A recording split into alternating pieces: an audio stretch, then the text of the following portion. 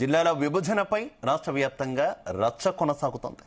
కేసీఆర్ హయాంలో జరిగిన జిల్లాల విభజన శాస్త్రీయంగా లేదన్న వాదనపై సీఎం రేవంత్ రెడ్డి రిటైర్డ్ జడ్జితో కూడినటువంటి అత్యున్నత కమిటీ వేస్తామన్నారు. గతంలో తప్పులను సరిదిద్దుతామన్నారు. సీఎం వ్యాఖ్యలతో రాష్ట్ర వ్యాప్తంగా అగ్గిరగిలింది. తమ జిల్లా ఉంటుందో ఊడుతుందో అన్న టెన్షన్ మొదలైంది. తమ జిల్లా జోలికి వస్తే కబడ్దార్ అంటూ హెచ్చరికలు జారీ అవుతున్నాయి. మరోవైపు రంగారెడ్డి జిల్లా ఉనికి లేకుండా పోయిందన్న వాదన వినిపిస్తోంది. ఇదే అంశంపై ఇవాళ డిబేట్లో మనం చర్చించబోతున్నాం. నాతో పాటు డిబేట్లో పాల్పంచుకుంటున్నారు కాంగ్రెస్ పార్టీ అధికార ప్రతినిధి చరణ్ కౌశిక్ గారు, ఇక బీఆర్ఎస్ పార్టీ నుంచి కురువ విజయ్ గారు, ప్రముఖ విశ్లేషకులు శరత్ గారు, మరో విశ్లేషకులు ప్రొఫెసర్ గాలి వినోద్ కుమార్ గారు, మరి కాసేపట్లోనే మరికొంతమంది గెస్టులు కూడా మనతో పాటు డిబేట్లో జాయిన్ అవుతారు. అందరికీ నమస్కారం. ముందుగా చరణ్ గారు, జిల్లాల విభజనకు సంబంధించి ఒక కీలక నిర్ణయం తీసుకోబోతున్నట్టయితే తెలుస్తుంది. జిల్లాల కుదింపు ఉంటుంది అనేటటువంటి వార్తలు విస్తృతంగా వ్యాపిస్తున్నటువంటి పరిస్థితి ఏంటి? ఎందుకు ఈ డెసిషన్ తీసుకోవాల్సి వచ్చింది? అసలు తీసుకోబోతున్నారు? నిన్న చాలా స్పష్టంగా ముఖ్యమంత్రి గారే ప్రకటించారు. ఏమని జిల్లాలకు సంబంధించి కుదింపు కానీ జిల్లాల పేర్లు మార్పు కానీ లేదని చెప్పి చాలా స్పష్టంగా చెప్పి, కాకపోతే డిమాండ్స్ వస్తూ ఉన్నాయి. ఎట్లా?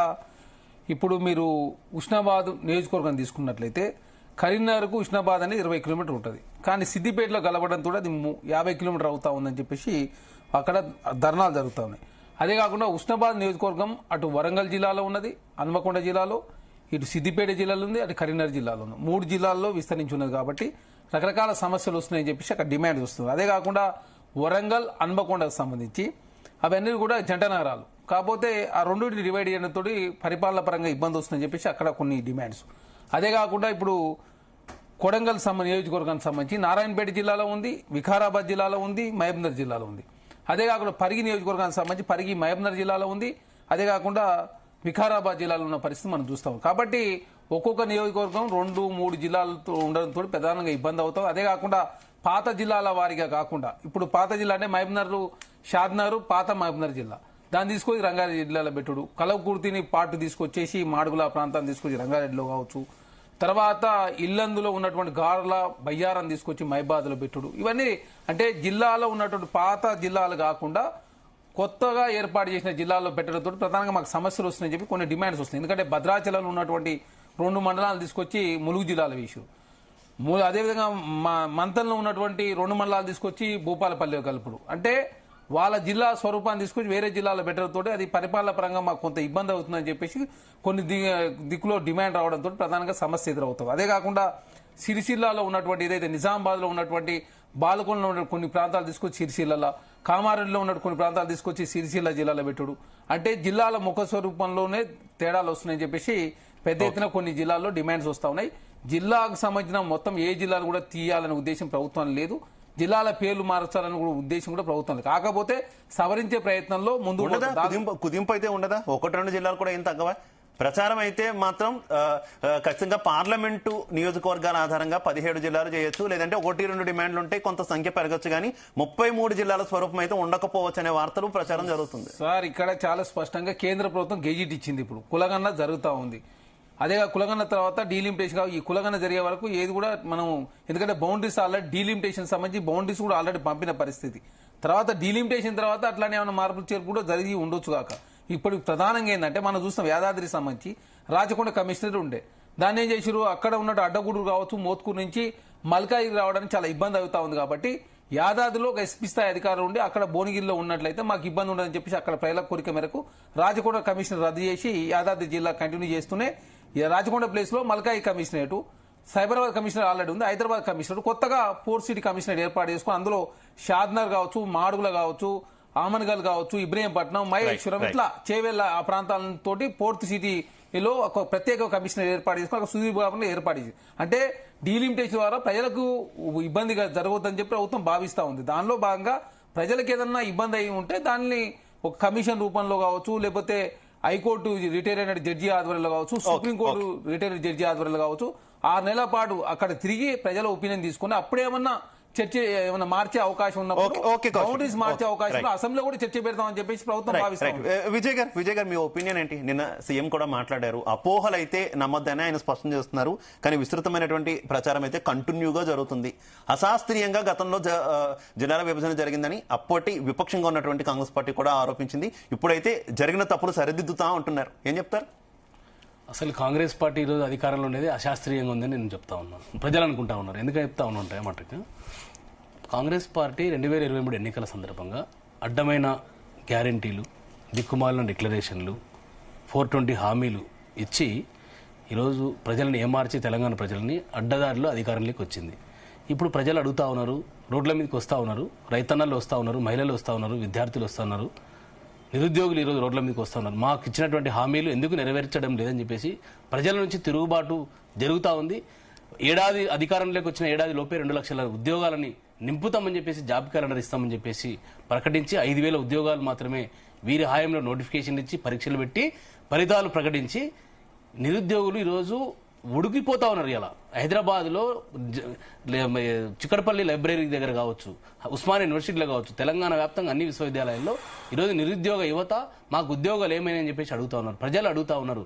కాబట్టి ఈ యొక్క డిమాండ్లు వస్తూ ఉన్నాయి, కాబట్టి ఉద్యమాలు వస్తూ ఉన్నాయి, కాబట్టి ప్రజలను డైవర్షన్ చేయడం కోసం, కన్ఫ్యూజ్ చేయడం కోసం ముఖ్యమంత్రి గారు ఒక్కొక్క ప్రజల నుంచి వ్యతిరేకత వస్తున్న సందర్భంలోప్పుడల్లా ఒక ఇష్యూ పట్టుకుంటాడు, దాని మీద కమిషన్ అంటాడు, సిట్ అంటాడు. ఇప్పుడు మళ్ళీ కొత్త డ్రామా తీసుకొచ్చిండు. జిల్లాల విభజన ఆ రోజు అశాస్త్రీయంగా జరిగింది కాబట్టి మేము దాన్ని రిటైర్డ్ జడ్జితో చేసి ఒక కొత్తగా మళ్ళీ ఒక నిర్ణయం తీసుకోవడం గురించి మాట్లాడుతూ ఉన్నారు. నేనేమంటున్నా అంటే, తెలంగాణ పోరాటం చేసి కొట్లాడి సాధించుకున్నటువంటి తెలంగాణ రాష్ట్రం, తెలంగాణ వచ్చినప్పుడు 10 జిల్లాలు, 48 రెవెన్యూ డివిజన్లు, 466 మండలాలతో వచ్చినటువంటి తెలంగాణ ఆ రోజు ఉమ్మడి రాష్ట్రంలో పరిపాలనా సౌలభ్యం లేదు కాబట్టి తెచ్చుకున్న తెలంగాణలో పరిపాలనా సౌలభ్యం కావాలంటే పరిపాలన వికేంద్రీకరణ జరగాలనేటువంటి ఒక దూరదృష్టితో కేసీఆర్ గారు ఆ రోజు ప్రజల నుంచి వచ్చినటువంటి డిమాండ్ మేరకు తెలంగాణలో కొత్త జిల్లాల ఏర్పాటుని చేయడం జరిగింది. అంతేకాకుండా కేంద్ర ప్రభుత్వం అనేక పథకాలను కూడా, నిధులను కూడా జిల్లా యూనిట్ గా కూడా ఇచ్చినటువంటి పరిస్థితి ఉంది. కాబట్టి ఆ రకమైనటువంటి పరిస్థితుల్లో కూడా తెలంగాణకు ఎక్కువ బెనిఫిట్ జరగాలంటే ఒక దురదృష్టి కూడా కేసీఆర్. కానీ బెనిఫిట్ కంటే ఇన్ని జిల్లాలు అవడం వల్ల ప్రభుత్వం మీద కూడా భారం పడుతుంది అనేటటువంటి ఒక వాదన. ఎందుకు భారం పడుతుందండి? భారం ఎందుకు పడుతుందంటే, ఎక్కడైనా కూడా ఇప్పుడు అదే అధికారులు కదా, ఇప్పుడు ఈ జిల్లాలు తీసి కుదించి కొత్త పాత జిల్లాలు చేసి కూడా ఆ జిల్లాలకు సంబంధించినటువంటి అధికారులు అంతా వాళ్ళే ఉంటారు కదండి. మరి అదేం తక్కువ కాదు కదండి. కలెక్టర్లు ఇప్పుడు పరిపాలన వికేంద్రీకరణ జరగడం వల్ల కలెక్టర్ గారు కావచ్చు, ఎస్పీ గారు కావచ్చు, ప్రజల దగ్గరికి నేరుగా వెళ్లారు. ప్రజలకు అందుబాటులో అధికారులు ఉండడం వల్ల ఎలాంటి మధ్యవర్తులు లేకుండా, దళారులు లేకుండా, మాఫియా లాంటి వ్యక్తులు లేకుండా ప్రజలని నేరుగా కలుసుకునేటువంటి వెసులుబాటు అధికారులకు ఉంది, అధికారులను కలుసుకునే వెసులుబాటు ప్రజలకు ఉంది. కాబట్టి వారి హక్కులను వారు సాధించుకునేటువంటి పరిస్థితి ఉంది. నేనేమంటే, వీళ్ళు అశాస్త్రీయంగా చేశారంటారు. మరి నిన్నగాక మొన్న జిహెచ్ఎంసీ 150 డివిజన్లు ఉన్నటువంటి జిహెచ్ఎంసీని 300 డివిజన్లుగా మార్చి ఈ రోజు 3 కమిషనరేట్లు చేశారు. మరి దీనికి ఏ రకమైనటువంటి శాస్త్రీయత ఉన్నది?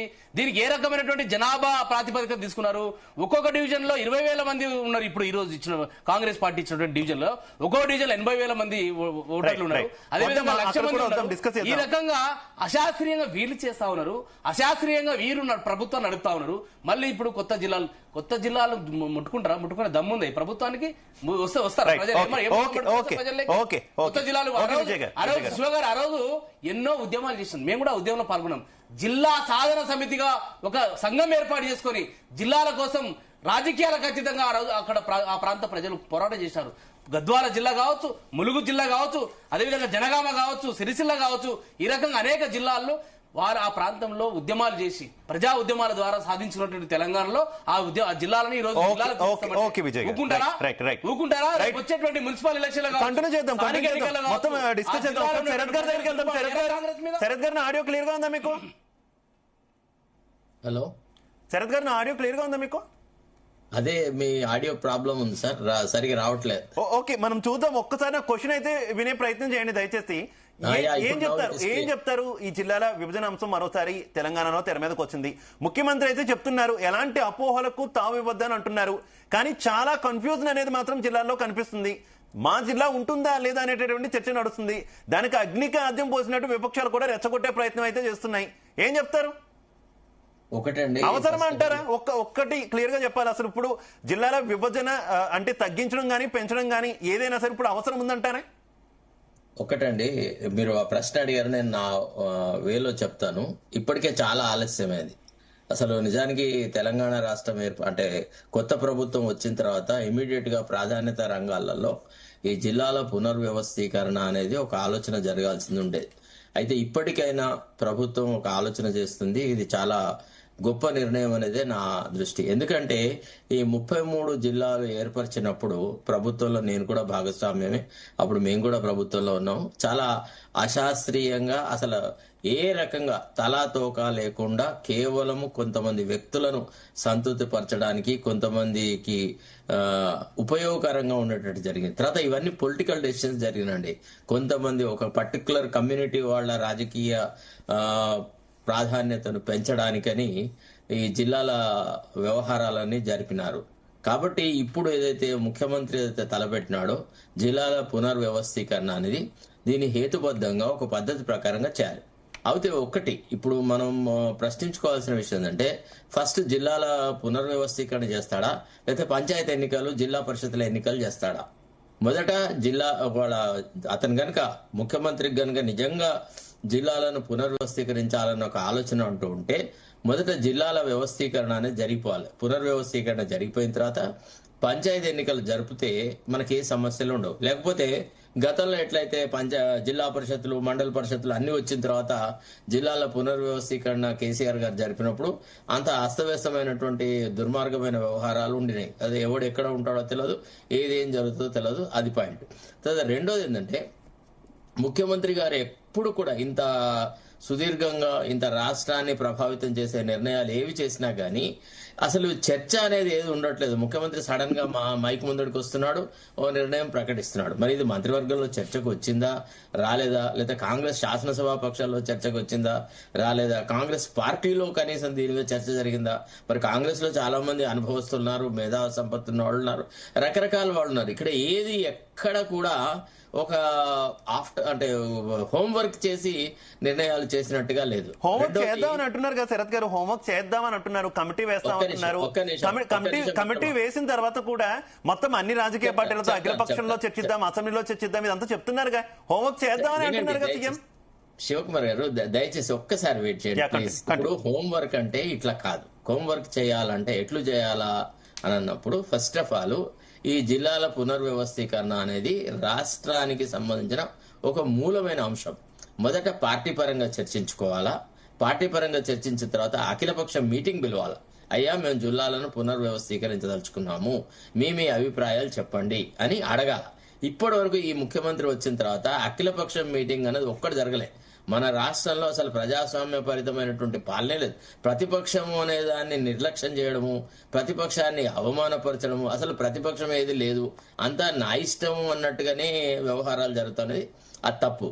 తర్వాత రెండోది ఏంటంటే, ముఖ్యమంత్రికి 2 ఆల్టర్నేటివ్స్ ఉన్నాయి. ఒకటి, ఒకవేళ ముందటే అఖిలపక్షం మీటింగ్ అంటూ కన్వీన్ చేసేసి అన్ని రాజకీయ పార్టీల అభిప్రాయాలు తీసుకొని, ఇప్పుడు ఫర్ ఎగ్జాంపుల్ టీఆర్ఎస్ ఉంది, they are oppose to reorganisation of the districts, మళ్ళీ రీకాన్స్టిట్యూషన్ ని వాళ్ళు వ్యతిరేకిస్తున్నారు. వాళ్ళు వాళ్ళ అభిప్రాయం చెప్పొచ్చు, అంతేగాని మేము అగ్గి రాజేస్తాం, మంటలు పెడతాం, లేకపోతే రాష్ట్రాన్ని అగ్గిబుగ్గి చేస్తాం, ఏదో ముడతారా చూస్తాం, అట్లా అది that is not the correct. ఎందుకంటే ఎన్నికైన ప్రభుత్వానికి పాలనాపరమైనటువంటి చర్యలు తీసుకోవడానికి, పాలనను సంస్కరించడానికి అవకాశాలు ఉంటాయి. ఇవి ప్రజాభిప్రాయాలతో కూడుకున్నటువంటి వ్యవహారాలు.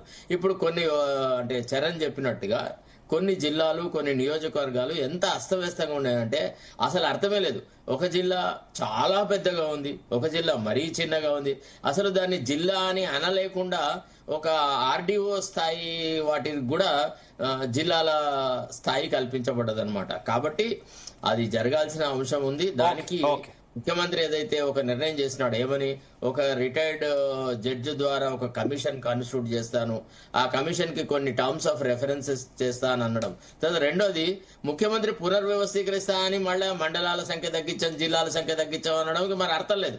ఒకవేళ మీరు మండలాల సంఖ్య, జిల్లాల సంఖ్య తగ్గించినప్పుడు మరి పునర్వ్యవస్థీకరణ ఎందుకు? అటనే ఉండని, ఎట్లా ఉన్నది అటనే నాశనం గాని, అట్లా కాదు కదా. మీ మార్కుగా అంటే ఇప్పుడు గతంలో ఏర్పడిన 10 జిల్లాల్లో ఎంతైతే సుస్థిరత, ఎంతైతే పద్ధతి ప్రకారంగా ఉండిందో, అంటే అఫ్ కోర్స్ కొన్ని జిల్లాలు చాలా వైశాల్యంలో పెద్దగా ఉన్నాయి, పరిపాలనా సౌలభ్యం తక్కువైంది, జిల్లా కేంద్రానికి పోవాలంటే ఒక రాత్రల్లా ప్రయాణం చేయాల్సిన పరిస్థితి. ఇప్పుడు ఫర్ ఎగ్జాంపుల్ నేను ఉమ్మడి ఆదిలాబాద్ జిల్లాలో చెన్నూరుకి సంబంధించిన వ్యక్తిని. మా దగ్గర నుంచి ఆదిలాబాద్ పోవాలంటే ఒక 5 గంటల ప్రయాణం. అంటే ఒక జిల్లా కేంద్రానికి అంత దూరంగా ఉండడం వల్ల మాకు డెవలప్మెంట్ అనేది చాలా అంటే చాలా రైట్ ఓకే దుర్మార్గంగా జరిగిందనమాట. సో కాబట్టి జిల్లాల పునర్వ్యవస్థీకరణ అనేది చాలా కరెక్ట్ నిర్ణయము. కాకపోతే హేతుబద్ధమైనటువంటి పద్ధతిలో ఒక నిర్ణీత వ్యవధిలో ఇది చేసేసి ఓకే శరత్ గారు మనతో పాటు భారతీయ జనతా పార్టీ నాయకులు ప్రకాష్ రెడ్డి గారు జాయిన్ అయ్యారు. ప్రకాష్ రెడ్డి గారికి వెల్కమ్ చెప్తూ ప్రొఫెసర్ గారు నా ఆడియో క్లియర్ గా ఉందా మీకు? ప్రొఫెసర్ గారు మీ ఒపీనియన్ ఏంటి ఈ జిల్లాల విభజనకు సంబంధించినటువంటి అంశం మీద? మరోసారి తెర మీదకి వచ్చింది కదా ఈ అంశం, కానీ కొంత పానిక్నెస్ అయితే క్రియేట్ అవుతుందా, లేదంటే విపక్షాలు క్రియేట్ చేస్తున్నాయా? ఏదైతే జిల్లాల్లో అయితే కనిపిస్తుంది తమ జిల్లా ఉంటుందా లేదా అనేటటువంటి ఒక బెంగ, అదే కొంత ముఖ్యమంత్రి గారి మాటల్లో కూడా మనకు కనిపించింది ఎక్కడ అపోహలకు తావివద్దు అంటున్నారు. కానీ అసలు ఈ అంశం మళ్ళీ తెర మీదకు రావడం అవసరం ఉందా లేదా తెలంగాణ కంటే ఏం చెప్తారు? అవసరం ఉందండి, ఖచ్చితంగా ఉంది. ఎందుకంటే ఇవాళ అశాస్త్రీయంగా అడావుడిగా ఇవాళ గతంలో తన సామాజిక వర్గాన్ని అనుకూలమైన నిర్ణయాలు తీసుకొని అస్తవ్యస్తంగా చేశాడు. దాన్ని నేను ఎట్టి పరిస్థితుల్లో అంగీకరించాను. ఎందుకంటే డీలిమిటేషన్ ఎప్పుడైనా శాస్త్రీయబద్ధంగా జరగాలి ఒకటి. రెండవది సమగ్రంగా పరిపాలన విభజన కోసం, ప్రజలు సమగ్రంగా అభివృద్ధి కోసమే డీలిమిటేషన్ జరగాలి. ఎవరు చేసినా సరే, అది ఏ ప్రభుత్వం చేసినా సరే. ఇప్పుడు రేపు వచ్చే డీలిమిటేషన్ దేశం మొత్తంలో జరుగుతున్న డీలిమిటేషన్ కూడా అదే రకంగా జరగాలి. అంతేగాని ఒక పార్టీ రాజకీయ ప్రయోజనాల కోసమో లేకపోతే ఒక కులం ప్రయోజనాల కోసమో ఇది జరిగితే ఎట్టి పరిస్థితుల్లో అది తప్పు అనేది నాకున్న అభిప్రాయం. ఇవాళ మీరు ఇంతకుముందు చరణ్ చెప్పినట్టుగానే చాలా అస్తవ్యస్తంగా జరిగింది. ఇవాళ చరణ్ గాని శరత్ గారు గాని చెప్పారు, అస్తవ్యస్తంగా జరిగిన కార్యాచరణ ఏదైతే ఉందో దాన్ని సరిదిద్దాల్సిన బాధ్యత ఇప్పుడున్న రాష్ట్ర ప్రభుత్వంది. వారు స్పష్టంగా చెప్పారు, జిల్లాల సంఖ్యను పెంచడం కానీ తగ్గించడం కానీ జరగదు, మండలాల సంఖ్యను పెంచడం కానీ తగ్గించడం కానీ జరగదు, పేర్లు మార్చడం జరగదు అని చెప్పాడు. సో దానివల్ల అంటే అర్థం ఏంటి? దాంతో ఈ జిల్లాల స్వరూపం మారుతుంది తప్ప పేర్లు మారదు. జిల్లాలో ఎక్కడైతే ఒక జిల్లా మండల కేంద్రంలో ఉండాల్సిన వాటిని 3 కాన్స్టిట్యున్సీలో 3 జిల్లాలకు అది డివైడ్ చేయడం వల్ల ఆ జిల్లా అస్తిత్వం అయిపోయింది కదా. ఇప్పుడు వరంగల్ హన్మకొండ తీసుకోండి, మా జిల్లా వరంగల్ జిల్లా. ఇప్పుడు వరంగల్ హన్మకొండ ట్విన్ సిటీస్ ఇవాళ దాని రేపు సెకండ్ క్యాపిటల్, అంటే తెలంగాణకు 2వ తలమానికమైన ప్రాంతం ఆ ప్రాంతము. దాన్ని ఇవాళ ఎందుకు 2 జిల్లాలు చేయాల్సిన అవసరం ఉంది? ఇవాళ హైదరాబాద్ ఇంత పెద్ద జిహెచ్ఎంసీ పరిధిలో ఇంత డెవలప్ చేసేసి మరి దాన్ని ఎందుకు డివైడ్ చేశాడు? రేపు అక్కడ కూడా డెవలప్మెంట్ జరగాలన్నా వద్దా? ఇవాళ డెవలప్మెంట్ అనేది కేవలము ఒక ప్రాంతానికి చేయొద్దని చెప్పేసి మనం అంటున్నాం. ఒక జిహెచ్ఎంసీ పరిధికే డెవలప్ చేయొద్దు, ఇవాళ మనం వ్యతిరేకిస్తున్నాం. జిహెచ్ఎంసీని 300 వార్డులను సమర్థిస్తున్నాం కావచ్చు కాక. కాకపోతే ఇక్కడ కూడా జిహెచ్ఎంసీలో కూడా ఇష్టారాజ్యంగా డివిజన్ ఏదైతే జరిగిందో దాన్ని కూడా ఇవాళ సమీక్షించాల్సిన అవసరం ఉంది. ఇవాళ 1,20,000 ఒక వార్డు ఉంటే 12,000 ఒక వార్డు ఉంటుందా జిహెచ్ఎంసీలో కూడా? ఇవాళ ఆ విభజన ఏదైతే ఉందో అది అశాస్త్రీయంగా జరిగింది, రాత్రే జరిగింది.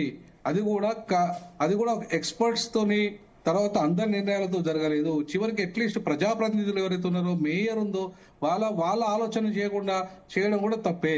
సో కాబట్టి దీన్ని కూడా సమీక్షించాల్సిన అవసరం ఉంది. ఇవాళ 300 వార్డు. వినోద్ కుమార్ గారు, అసలు 33 జిల్లాలు అంటే ఈ స్థాయిలో జిల్లాలు ఉండడం వల్ల కూడా ప్రభుత్వానికి కొంత భారం అవుతుంది అనేటటువంటి వాదన ఉంది. నిజంగా భారం అయ్యేటటువంటి అవకాశం ఉందా? ఈ 33 జిల్లాలను కుదించినా కూడా తెలంగాణకు మంచి జరుగుతుందా, లేదంటే 33 జిల్లాలు ఉండాల్సిందే అంటారా? లేదు, 33 జిల్లాలు ఉండాల్సిన అవసరం లేదండి నా దృష్టిలో. 17 పార్లమెంట్లు ఉంటే చాలు. 17 పార్లమెంట్ ఎట్లయితే ఉన్నాయో దాన్ని 17 జిల్లాలు చేస్తే సరిపోతుంది. సో ఎందుకంటే ఇప్పుడు ఒక జిల్లా యంత్రాంగం కూడా ఎప్పుడు కూడా ఒక పార్లమెంటు, దాంట్లో ఉన్న అసెంబ్లీలు, ఆ జిల్లా కలెక్టరు, సో ఆ యంత్రాంగం అంతా కూడా వాళ్ళు సమన్వయంగా ఆ పార్లమెంట్ పరిధిలో డెవలప్మెంట్ చేసుకుంటూ పోవాలా. ఆ పార్లమెంట్ పరిధిలో ఉన్న ఎమ్మెల్యేలు అందరూ కూడా, ఆ ఎమ్మెల్యేలంతా కూడా ఆ అసెంబ్లీలో ఉన్న డెవలప్మెంట్ కానీ, పార్లమెంట్ లో డెవలప్మెంట్ కానీ, పార్లమెంట్ పరిధి ఎంత ఢిల్లీలో చర్చ జరుగుతుంది, అసెంబ్లీకి డెవలప్మెంట్ కి సంబంధించి అసెంబ్లీలో చర్చ జరుగుతుంది. సో ఆ క్రమంలో వీళ్ళ కాన్స్టిట్యున్సీ ఇప్పుడు ఒక ఎమ్మెల్యే గారి మండలం తీసుకుపోయి ఇంకో దగ్గర పడేసి ఇంకో జిల్లాలో పడేస్తే మరి అక్కడ జిల్లా కలెక్టర్ అక్కడ ఆయన మాట వినే పరిస్థితి ఉంటుందా? ఆయన ఇప్పుడు దాన్ని డెవలప్మెంట్ చేసుకోవాలంటే ఆయన పరిధిలో ఉండాలి కదా. ఆయన పరిధిలో ఉండకుండా ఇంకో జిల్లా పరిధిలో ఉంటే, ఇంకో జిల్లా కలెక్టర్ పరిధిలో ఉంటే చాలా ఇబ్బంది అయ్యే అవకాశం ఉంది కదా. ఖచ్చితంగా ఒక పార్లమెంట్ పరిధిలో ఒక జిల్లా ఉండి ఆ జిల్లాను శాస్త్రీయంగా మనం ఇవాళ డెవలప్ చేయాల్సిన అవసరం ఉంది. ప్రతి జిల్లాను కూడా డెవలప్ చేయాలి. ఒక్క హైదరాబాద్ జిల్లా డెవలప్ అయితే మొత్తం తెలంగాణ యావత్ జిల్లా డెవలప్ అయినట్టు కాదు. జిల్లాల విభజన కూడా సెంటిమెంట్ అయిపోయింది. పబ్లిక్ నుంచి కొంత నెగిటివ్ ఇంపాక్ట్ ఏమైనా వస్తుందని ప్రభుత్వం కూడా ఆలోచిస్తున్నట్టు కనిపిస్తుంది. Right, okay. ప్రకాష్ రెడ్డి గారిని ఆడియో క్లియర్ గా ఉందా? మ్యూట్ లో ఉన్నట్టున్నారు, ఒకసారి చూడండి. క్లియర్ గా ఉందండి. ప్రకాష్ రెడ్డి గారు, మీ ఒపీనియన్ ఏంటి? అసలు బీజేపీ ఏ రకంగా చూస్తుంది ఈ జిల్లాల విభజన అంశం? గతంలో జరిగినటువంటి విభజన కావచ్చు, లేదంటే ఇప్పుడు జరగబోయేది, అంటే జరుగుతుందా లేదా అని ఇంకా కన్ఫర్మేషన్ లేదు. కమిటీ అయితే వేస్తామన్నారు, కొంతమంది ఆహ్వానిస్తున్నారు. ఇటు బీఆర్ఎస్ అయితే మాత్రం హెచ్చరికలు జారీ చేస్తుంది. ఏ రకంగా టచ్ చేస్తారో చూస్తామంటున్నారు. మన ప్యానెల్లో ఉన్న విజయ్ గారు ఏం చెప్తారు? ముందు పెద్దలందరికీ నమస్కారం. మీకు కూడా సార్. నేను నా మొదటి స్టేట్మెంట్ ఏంటంటే, ఎవరైతే ఈరోజు బగ్గుమంటదని చెప్తున్నారో వాళ్ళు చేసిందే నిజంగా మొత్తం తెలంగాణకు ద్రోహం.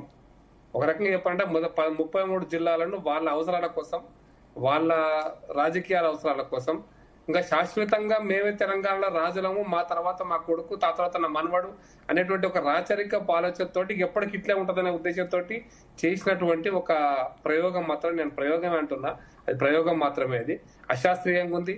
ఎక్కడ రేషనాలిటీ లేదు, ఎక్కడ దానికి చట్టం అంటే దానికి సరైనటువంటి పారామీటర్స్ అంటే ప్రాతిపదిక ఏది కూడా సరిగ్గా లేదనేది అది ప్రూవ్ అయింది. ఒక్కొక్కరి కోసం ఒక జిల్లాను తయారు చేశారు. కేటీఆర్ కోసం సిరిసిల్ల చేస్తే, హరీష్ రావు కోసం సిద్దిపేట చేస్తే, అట్లా ఒక్కొక్క నాయకుడు జగదీష్ రెడ్డి కోసం సిద్దిపేట చేస్తే ఒక జిల్లా, ఒక నాయకుల కోసం ఆ జిల్లాలు చేశారు. అది పూర్తిగా అశాస్త్రీయమైంది. దాన్ని సరిదిద్దాల్సిన బాధ్యత మీరు చెప్పిన కూడా ఈ ప్రభుత్వం వచ్చేటప్పుడు సరిదిద్దుదామని. ఇంకా 2 ఏళ్ళ తర్వాత ఇప్పుడు కమిషన్ వేస్తామంటున్నారు.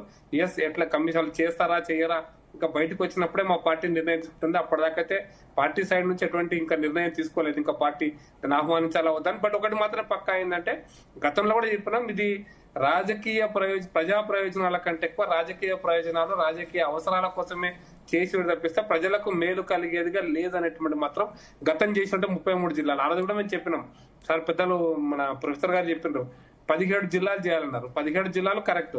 ఇంకా ఒక అడుగు ముందుకేస్తే 2-3 జిల్లాలలో ఒక అవకాశం ఉన్నది సార్.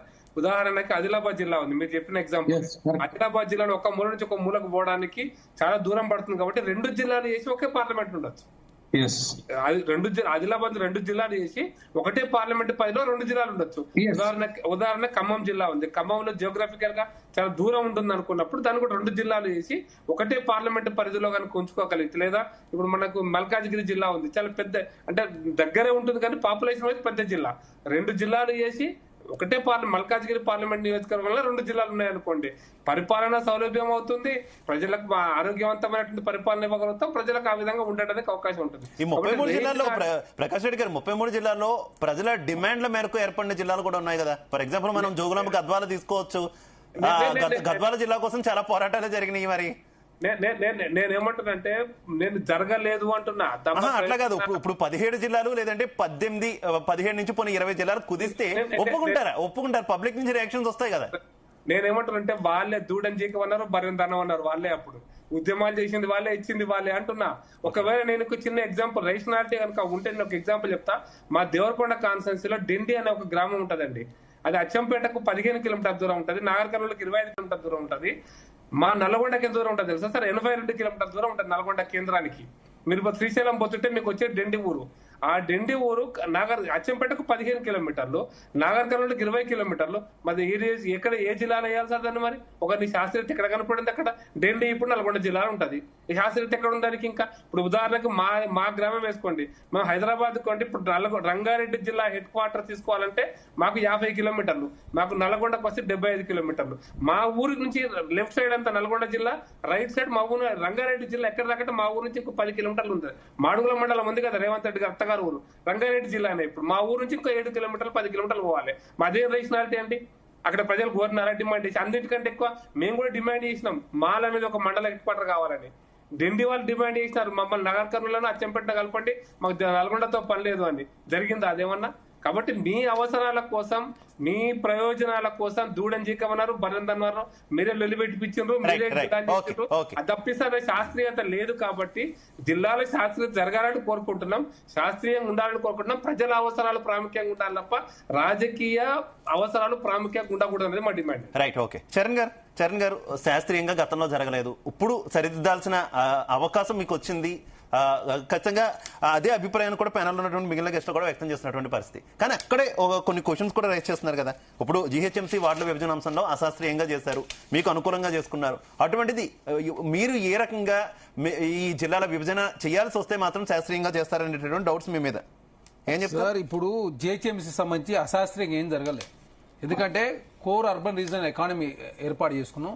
తర్వాత peri urban regional economy RRR వరకు, RRR నుంచి గ్రామీణ స్థాయి వరకు రూరల్ రీజనల్ ఎకానమీని ఏర్పాటు చేసుకుని ఔటర్ రింగ్ రోడ్కు ఒక 2-3 కిలోమీటర్స్ లోపల ఉన్న ప్రాంతాన్ని మొత్తం కూడా GHMC greater Hyderabad municipal corporation కల్పన జరిగింది. దానిలో కూడా మన అసెంబ్లీలో చాలా స్పష్టంగా చర్చ కూడా జరిగింది. ఉప్పల్ డివిజన్ సంబంధించి 60,000 ఓట్లు ఉన్నాయి, అక్కడ ఒక డివిజన్ మాత్రమే అయిందని చెప్పేసి Bharatiya Janata party floor leader Mahesh Reddy garu కూడా లేవనెత్తిన పరిస్థితి. దాని మీద కూడా ప్రభుత్వం పరిశీలిస్తా ఉంది. ఎందుకంటే ప్రజలకు అవసరమైన విధంగా ఉండాలి తప్ప ప్రజలకు ఇబ్బంది కోసం డివిజన్ లో వార్డులు రావాలనే ఉద్దేశం ప్రభుత్వానికి లేదు. ఎందుకంటే మీరు చూస్తా ఉన్నారు, సిద్దిపేట హరీష్ రావు గారికి ఇచ్చిరని కొడుకొచ్చాడితే సిరిసిల్లు ఇచ్చిన పరిస్థితి మనం చూసినాం. ఒక్కొక్కరి కోసం ఒక్కొక్క జిల్లా ఏర్పాటు చేశారు. ఇప్పుడు చెప్తా ఉన్నారు ప్రకాష్ రెడ్డి గారు చెప్పినట్టు, వాస్తవం చెప్పాలంటే డిండి అనేది వాస్తవం నారకాల దగ్గర ఉంటుంది. మరి కాబట్టి జిల్లా నల్గొండ ఉండొచ్చు కాక రేపు పరిస్థితిని బట్టి ప్రజల నుంచి వస్తున్న రిక్వెస్ట్లు కావచ్చు, ఆ కమిటీకి ప్రజలకు వాళ్ళు అందిస్తున్నటువంటి డిమాండ్ల ఆధారంగా పునఃపరిశీలించే ప్రయత్నమే తప్ప జిల్లాల కుదింపు తక్కువనో లేకపోతే అసలు జిల్లాల పేర్లు తీసేసే ఉద్దేశం ప్రభుత్వం లేదు. ఎందుకంటే మీరు చూస్తా ఉన్నారు ఒక్కొక్క జిల్లాలో ఇప్పుడు మహబూబ్నగర్ జిల్లా మంచిదే అంటున్నారు కదా. లే ఇప్పుడు అంటే పరిస్థితి, ఎందుకంటే ఇప్పటికే కలెక్టరేట్లు వచ్చినాయి, ఎస్పీ ఆఫీసులు వచ్చినాయి, రకరకాలుగా వచ్చినాయి. కాకపోతే మీరు ఇప్పుడు చూడండి, భద్రాచలం తీసుకొచ్చి ములుగులో 2 మండలాలు తీసుకొచ్చారు. అదేవిధంగా ఇల్లందుని తీసుకొచ్చి 2 మండలాలు, మహిబాద్ తీసుకొచ్చారు. ఆ జిల్లాలో ఉన్న 2. తర్వాత కరీంనగర్లో ఉన్నటువంటి 2 మండలాలు ఏదైతే హుజురాబాద్ కావచ్చు, ఉస్నాబాద్ కావచ్చు, మందరిని తీసుకొచ్చి వరంగల్ కలిపిన పరిస్థితి మనం చూసినాం. అదే కాకుండా మెదక్లో అట్లాంటి పరిస్థితి లేకుండా నిజామాబాద్ నుంచి కామారెడ్డి కావచ్చు, అదేవిధంగా ఏదైతే బాల్కొండ నుంచి తీసుకొచ్చి సిరిసిల్ల కలిపారు. ఆదిలాబాద్ లో ఆ పరిస్థితి లేదు. ఆదిలాబాద్ లో ఉన్న జిల్లాలని ఆదిలాబాద్ లో ఉంచారు తప్ప మిగతాయి కూడా అదే చేసిన పరిస్థితి. అదే కాకుండా నల్గొండనే ఉంచారు. అదే కాకుండా మహబూబ్నగర్ సంబంధించి షార్నర్ కావచ్చు, కలవకుర్తి పాటు తీసుకొచ్చి ఇక్కడ పెట్టారు. పరిగి నుంచి దిశపై మహబూబ్నగర్ కలిపి పెడతారు. ఎందుకంటే పాత రంగారెడ్డి కాబట్టి అవన్నీ పరిగిన వాళ్ళు ఇబ్బంది పడతా ఉన్నారు. కాబట్టి ఇవన్నీ ఇబ్బందులు ఎవరైతే పడతా ఉన్నారో, అదే కాకుండా ఉస్నాబాద్ సంబంధించి 50 కిలోమీటర్లు ఎక్కడికి సిద్దిపేట పోవాలంటే, అదే కరీంనగర్ పోవాలంటే 20 కిలోమీటర్ మంది. మరి 20 కిలోమీటర్ ఇంపార్టెంట్ కాబట్టి దాన్ని కూడా అక్కడ ధర్నాలు జరుగుతాయి. దాన్ని పరిశీలించే ప్రయత్నంలో ప్రభుత్వం ముందు పోయి, ఎందుకంటే ప్రభుత్వాలు ఉన్నాయే ప్రజలు మేలు చేయడానికి. ఇక్కడ రాజకీయ కోణం ఉండదు. ఇంకొకటి బీఆర్ఎస్ ప్రభుత్వం జరిగింది ఏంటంటే పెద్ద లీడర్లు చిన్నగా చేసే ప్రయత్నం జరిగింది.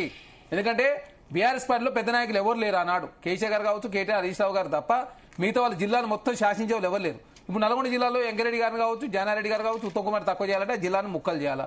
డీకేఆర్ గారు కావచ్చు, నాగార్జున గారు కావచ్చు, రేవంత్ రెడ్డి తక్కువ చేయాలంటే మహబూబ్నగర్లో జిల్లాలు ముక్కలు చేయాలి, చిన్నారెడ్డి గారు తక్కువ చేసే ప్రయత్నం.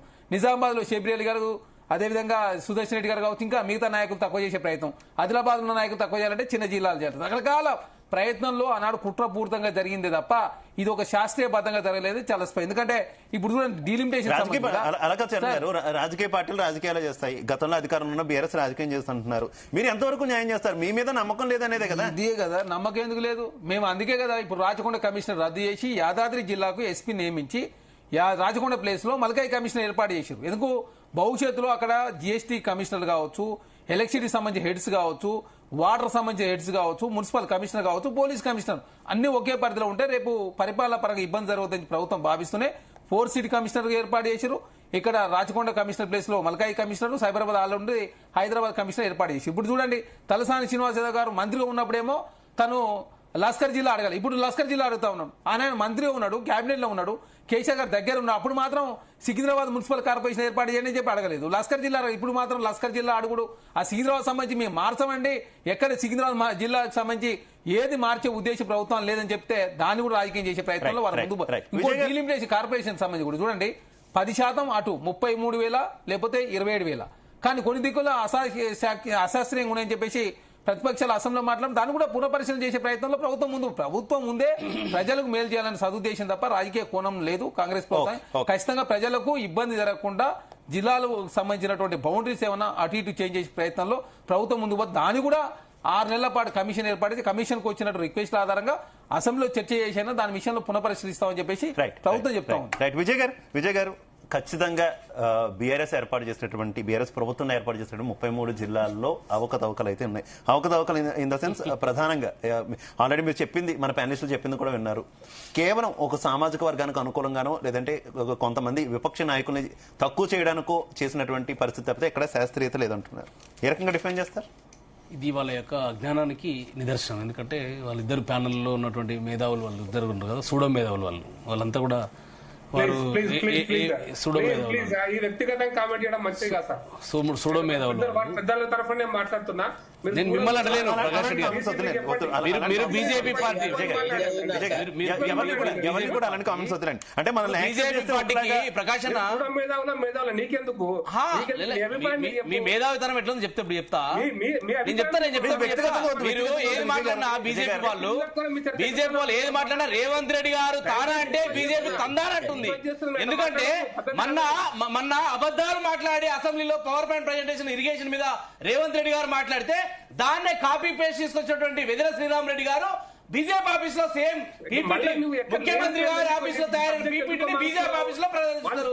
ఇది మీ నీతి, మీ జాతి. ఇది ఇంకోటి నేనేమంటున్నా ప్రకాష్, ఆగవే పెద్ద మనిషి, దండం పెడితే ఆగవే, నువ్వు ఆగవే పెద్ద మనిషి. బీజేపీ పార్టీలో ఇప్పుడు పార్లమెంట్ సభ్యురాలుగా ఉంది డీకే అన్న గారు. గతంలో కాంగ్రెస్ పార్టీ శాసనసభ్యురాలుగా గద్వాల జిల్లా కావాలని పాదయాత్ర చేసింది, దీక్ష చేసింది. ఆమె హైదరాబాద్ లో 2 రోజులు దీక్ష చేసింది కాంగ్రెస్ శాసనసభ్యురాలుగా. నేను ఒక వ్యక్తిగా అవసరమైతే ఆమె రాజీనామా లేఖను కూడా పంపించింది, గతంలో స్పీకర్ గారు పంపించింది. నేను ఆ రోజు కాంగ్రెస్ పార్టీలో నాకు ఆ విషయం సంపూర్ణంగా తెలుసు. వారు ఈ రోజు బీజేపీ పార్లమెంట్ సభ్యురాలు. మరి గద్వాల జిల్లా చేయమని చెప్పేసి తీసేయమని చెప్పేసి డీకేఆర్ గారితో బీజేపీ స్టాండ్ చెప్పగలుగుతుందా? నీ బీజేపీ న్యూల్ స్టాండ్ ఉండాలి. ఈ రోజు స్టేట్మెంట్. ఈ రోజు బీజేపీ సీనియర్ నాయకులు కలవకుర్తి నుంచి గత 4-5 సార్లు పోటీ చేసి కొద్ది ఓట్లతో ఓడిపోయినటువంటి సీనియర్ నాయకులు, మాజీ బీసీ కమిషన్ సభ్యుడు ఆచార్య గారు ఏమన్నారు? కలవకుర్తిని జయపాల్ రెడ్డి గారి పేరు మీద జిల్లా ఏర్పాటు చేయండి, అవసరమైతే బీజేపీ త్యాగం చేస్తుంది, మేము మున్సిపల్ ఎలక్షన్ లో మీకు సపోర్ట్ చేస్తాం, మద్దతు చేస్తామని చెప్పేసి ఆచార్య గారు మాట్లాడారు. అంటే బీజేపీకి ఒక విధానం లేదండి. ప్రకాష్ రెడ్డి గారు ఒక రకమైన మాట మాట్లాడతారు, కళాకృతిలో మన ఆచార్య గారు ఒక మాట మాట్లాడతారు, డీకేఆర్ గారు ఒక దారి ఉంది, వీరికి ఒక దారి, ఒక విధానం లేదు. అంటే కాంగ్రెస్ పార్టీ వాళ్ళు ఏది చెప్తే వాళ్ళు తారా కొడితే వీళ్ళు తందారా కొట్టారా, అది వారి యొక్క డ్యూయల్ స్టాండ్. ఇంకొకటి నేను చెప్తున్నా, వీరు ఏ శాస్త్రీయతో ఏ నివేదిక ఆధారంగా జోన్ల విభజన చేసినారు జిహెచ్ఎంసీలో, ఏ శాస్త్రీయతతో ఏ ఆధారంతో ఏ నివేదికలతో ఈరోజు జిహెచ్ఎంసీలో డివిజన్లను ఏర్పాటు చేశారు, దానికి సమాధానం చెప్పాలి కాంగ్రెస్ పార్టీ. ఇంకొకటి నేను చెప్తున్నంటే, కేసీఆర్ గారు ఎంత దురదృష్టి చేశారంటే, గతంలో తెలంగాణ వచ్చినప్పుడు 2 జోన్లు మాత్రమే ఉండేది, 5th zone and 6th zone ఉండేది. తెలంగాణ వచ్చిందే హైదరాబాద్ లో ఫ్రీ జోన్ పెట్టి మొత్తం కూడా ఓపెన్ కేటగిరీలో 30% ఉద్యోగాల కల్పన జరుగుతా ఉంది. దాన్ని తీసేయాలంటే జోన్ల పునర్వ్యవస్థీకరణ జరగాలని, జిల్లాలు పునర్విభజన జరగాలని చెప్పేసి కేసీఆర్ గారు తీసుకొచ్చి ఈరోజు 7 జోన్లు 2 మల్టీ జోన్లు తీసుకొచ్చి ఈరోజు 33 జిల్లాలతో అద్భుతంగా కేంద్ర హోంశాఖతో ఆమోదం పొంది, రాష్ట్రపతి ఉత్తర్వులతో పొంది 371D article D 371D clause 1-2 కింద ఈరోజు అధికారాలను ఉపయోగించి రాష్ట్రపతి ఉత్తర్వులతో ఈరోజు ఒక వ్యవస్థ ఏర్పడింది. తెలంగాణ ఎంప్లాయ్మెంట్ అని చెప్పేసి organisation of local cadre and regulation of direct recruitment order 2008 ఇవన్నీ ఓకే విజయ్ గారు, ఇవన్నీ ఓకే. ఇందాక చరణ్ గారు కూడా చాలా జిల్లాలో వీరికి చంద్రబాబు నాయుడు గారి యొక్క ఇంట్రెస్ట్ కాపాడడం కోసం ఈ రోజు హైదరాబాద్ ని కుట్ర చేస్తా ఉన్నారు. హైదరాబాద్ ఫ్రీ జోన్ చేస్తే మళ్ళా 30% మేము వచ్చి దోసుకోవచ్చు ఉద్యోగాలు అని చెప్పేసి కేసీఆర్ గారు తీసుకొచ్చింది ఏంటంటే 95% ఉద్యోగాలని స్థానికులకి ఇవ్వాలని చెప్పేసి కేసీఆర్ గారు ఒక విప్లవాత్మక నిర్ణయం తీసుకొస్తే ఈ రోజు దుర్మార్గంగా మాట్లాడతారండి. ఇప్పుడు నీళ్లలో దోపిడీ చేస్తా ఉంది బీజేపీ, తెలుగుదేశం పార్టీ, ఆడ ఆంధ్రప్రదేశ్ తాకట్టు పెడతా ఉన్నారు. ఈ రోజు చంద్రబాబు నాయుడు శిష్యుడైనటువంటి రేవంత్ రెడ్డి గారు బీజేపీతో సబ్జెక్టే మాట్లాడుతున్నారు. ఈ రోజు ఆంధ్ర పాలకుల యొక్క ఆలోచన విధానంతో ఈ రోజు ఈ వ్యవస్థ నడుస్తా ఉంది. మీరు ఆపించారా? కాంగ్రెస్ పార్టీ ఆపించింది, మేనిఫెస్టోలో పెట్టారు. మేము తెలంగాణలో అధికారంలోకి వస్తే జిల్లాల పునర్విభజన మీద మేము కమిషన్ వేస్తామని చెప్పారు. మీరు అన్ని చెప్పకుండా ఏం చెప్తారు? శాస్త్రీయంగా కాంగ్రెస్ పార్టీకి రేవంత్ రెడ్డికి భజన కొట్టుకోండి. మీరు భజన కొట్టండి, మీరు వ్యక్తిగతంగా వద్దు. విజయ్ గారు కరెక్ట్ కాదు, ప్లీజ్ ప్లీజ్. శరత్ గారు ఏం చెప్తారు? విజయ్ గారు అయితే అంత శాస్త్రీయంగానే జరిగింది, దూరదృష్టితో ముందు ఆలోచనలతోనే కేసీఆర్ అన్ని డెసిషన్స్ తీసుకున్నారంటున్నారు. సార్ విజయ్ గారు మాట్లాడింది దాదాపుగా 60% వినరాలేదు సార్. ఆయన ఏదో ఇటు చప్పట్లు కొట్టినా అంటే ఏంది, మేము ఆయనకు చిరుతలు కట్టాలి. మీకు ఓన్లీ కాంగ్రెస్ పార్టీ రేవంత్ రెడ్డి మాట్లాడి విజయ్ గారు ఒక్క నిమిషం ప్లీజ్. వినపడవు కనపడవు. మీకు కాంగ్రెస్ పార్టీ చేస్తున్న ఆగడాలు, దుర్మార్గాలు, అరాచకాలు, దోపిడీలు, అవినీతి మీకు ఏమి కనపడవు, వినపడవు. ఇంకేం చేస్తాం? ఇది మీ యొక్క చూడ మీద. ఒక్క నిమిషం యా శరత్ గారు కంటిన్యూ. ఒక విషయం ఆయనే మరి ఆయన ఏం చదువుకున్నాడో ఎంత ఒక్క నిమిషం 1-1 అయిపోతుంది విజయ్ గారు విజయ్ గారు 1-1 అయిపోతుంది. అభిప్రాయం చెప్పుకునే ఒక వేదికలో నువ్వు ఇతరుల మీద మన్ను వేయడం అనేది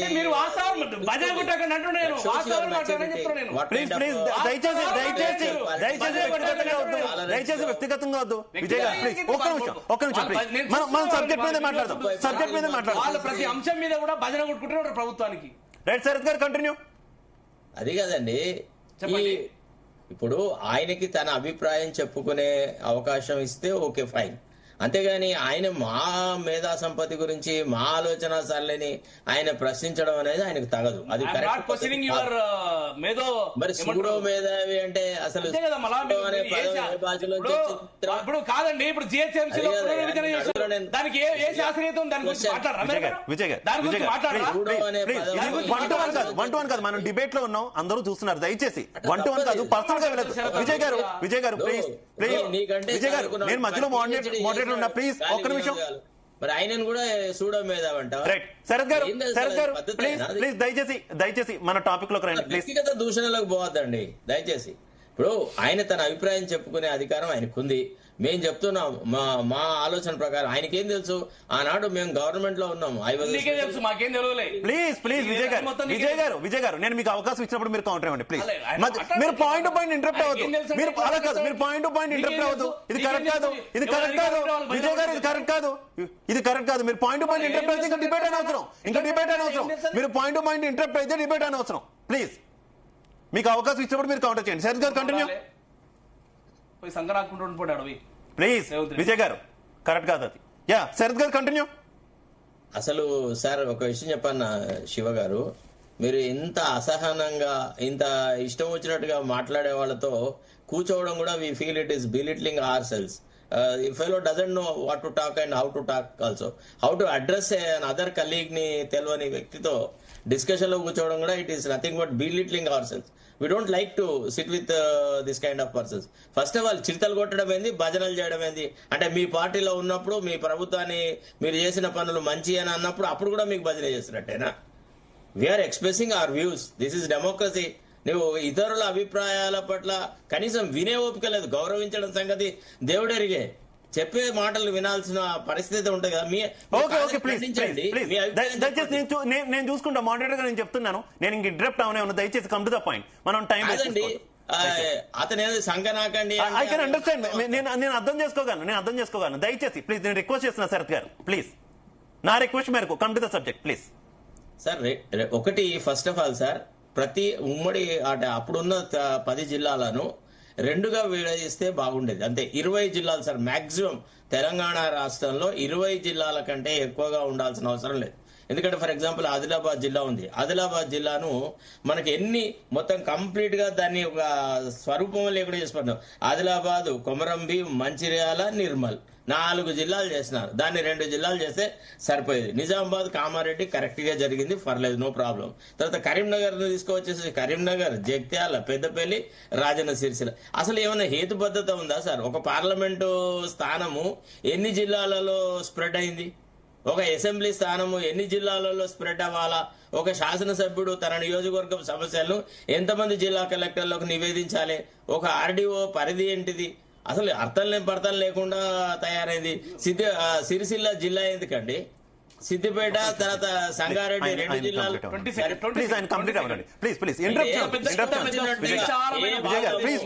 విజయ్ గారు ఒక్క నిమిషం మీరు నేను మీకు అవకాశం ఇస్తాను. విజయ్ గారు నేను అవకాశం ఇస్తాను. మహారాష్ట్రలో థానే జిల్లాలో విజయ్ గారు ప్లీజ్ ఇంటరప్షన్ వద్దు. మీరు నోట్ చేసుకోండి. విజయ్ గారు మీరు నోట్ చేసుకోండి. అన్ని ఒకసారి ఆన్సర్ ఇద్దరు కానీ. శరత్ గారు కంటిన్యూ. ఎస్, విషయం ఏంటంటే సార్ 20 జిల్లాలు మా వినోద్ గారు చెప్పినట్టుగా అసలు అన్ని పార్లమెంటు ఒక జిల్లాగా ఏర్పరిస్తే కరెక్టే ఉంటుంది, కానీ మన దగ్గర పార్లమెంట్ నియోజకవర్గాలు కొంత డిఫరెంట్ గా ఉన్నాయి. కొన్ని పార్లమెంట్ నియోజకవర్గాలు రెండు జిల్లాలు కలిపితే ఏర్పడేంత పెద్ద పార్లమెంట్ నియోజకవర్గాలు ఉన్నాయి. కాబట్టి అట్లాంటి వాటిని విడగొట్టినప్పుడు మాక్సిమం గా గతంలో 10 జిల్లాలు ఉండే వాటిని 20 జిల్లాలుగా కనుక చేసే పక్షంలో చాలా కరెక్ట్ ఉంటుంది.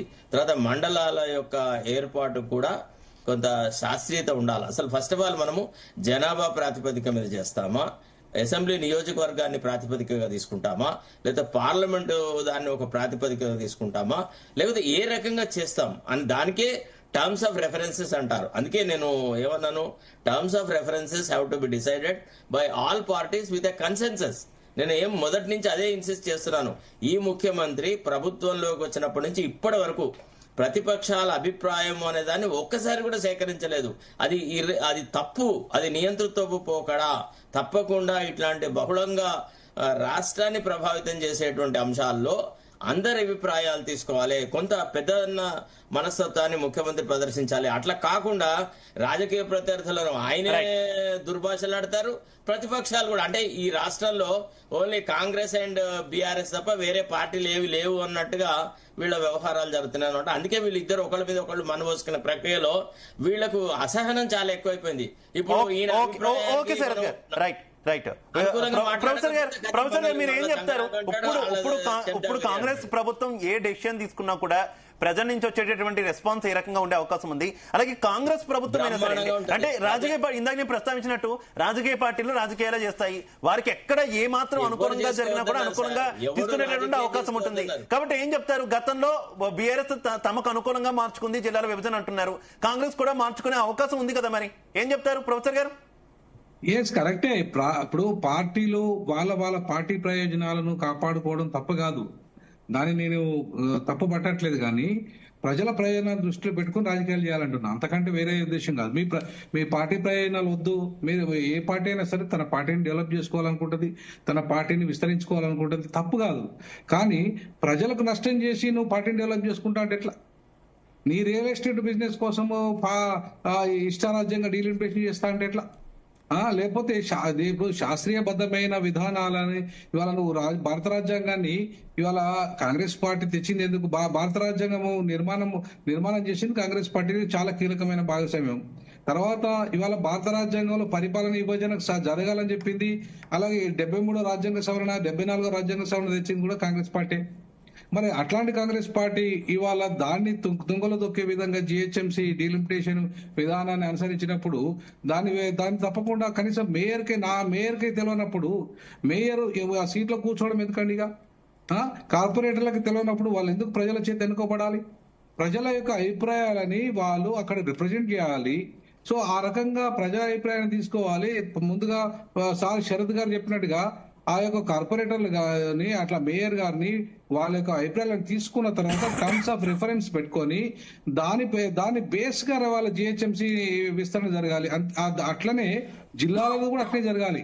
గత ప్రభుత్వం చేసిన తప్పులను సవరించడానికి టర్మ్స్ ఆఫ్ రిఫరెన్స్ పెట్టుకొని జిల్లా జడ్జికి ఆ టర్మ్స్ ఆఫ్ రిఫరెన్స్ ఇచ్చే ముందు ఉన్న ఎమ్మెల్యేలతో వాళ్ళ అభిప్రాయాలను తీసుకొని జిల్లాల ప్రక్రియ ఎట్లా జరిగింది, ఏం జరిగింది అని ఒక అసెంబ్లీ పెట్టి, ప్రత్యేక సమావేశం పెట్టి అసెంబ్లీలో వాళ్ళ ఎమ్మెల్యే అభిప్రాయాలను తీసుకొని వాళ్ళు పడుతున్న ఇబ్బందులు ఏంది, అలాగే ఎంపీలతో ముఖ్యమంత్రి గారు ఒక సమావేశం ఏర్పాటు చేసేసి అసలు వాళ్ళు పడుతున్న ఇబ్బందులు ఏంది, అలాగే కలెక్టర్లు పడుతున్న ఇబ్బందులు ఏంది, ఎస్పీలు పడుతున్న ఇబ్బందులు ఏంది, వీటన్నిటి మీద ఒక సమగ్రమైన రిపోర్ట్ తీసుకున్న తర్వాత కదా వారు చేయాల్సింది.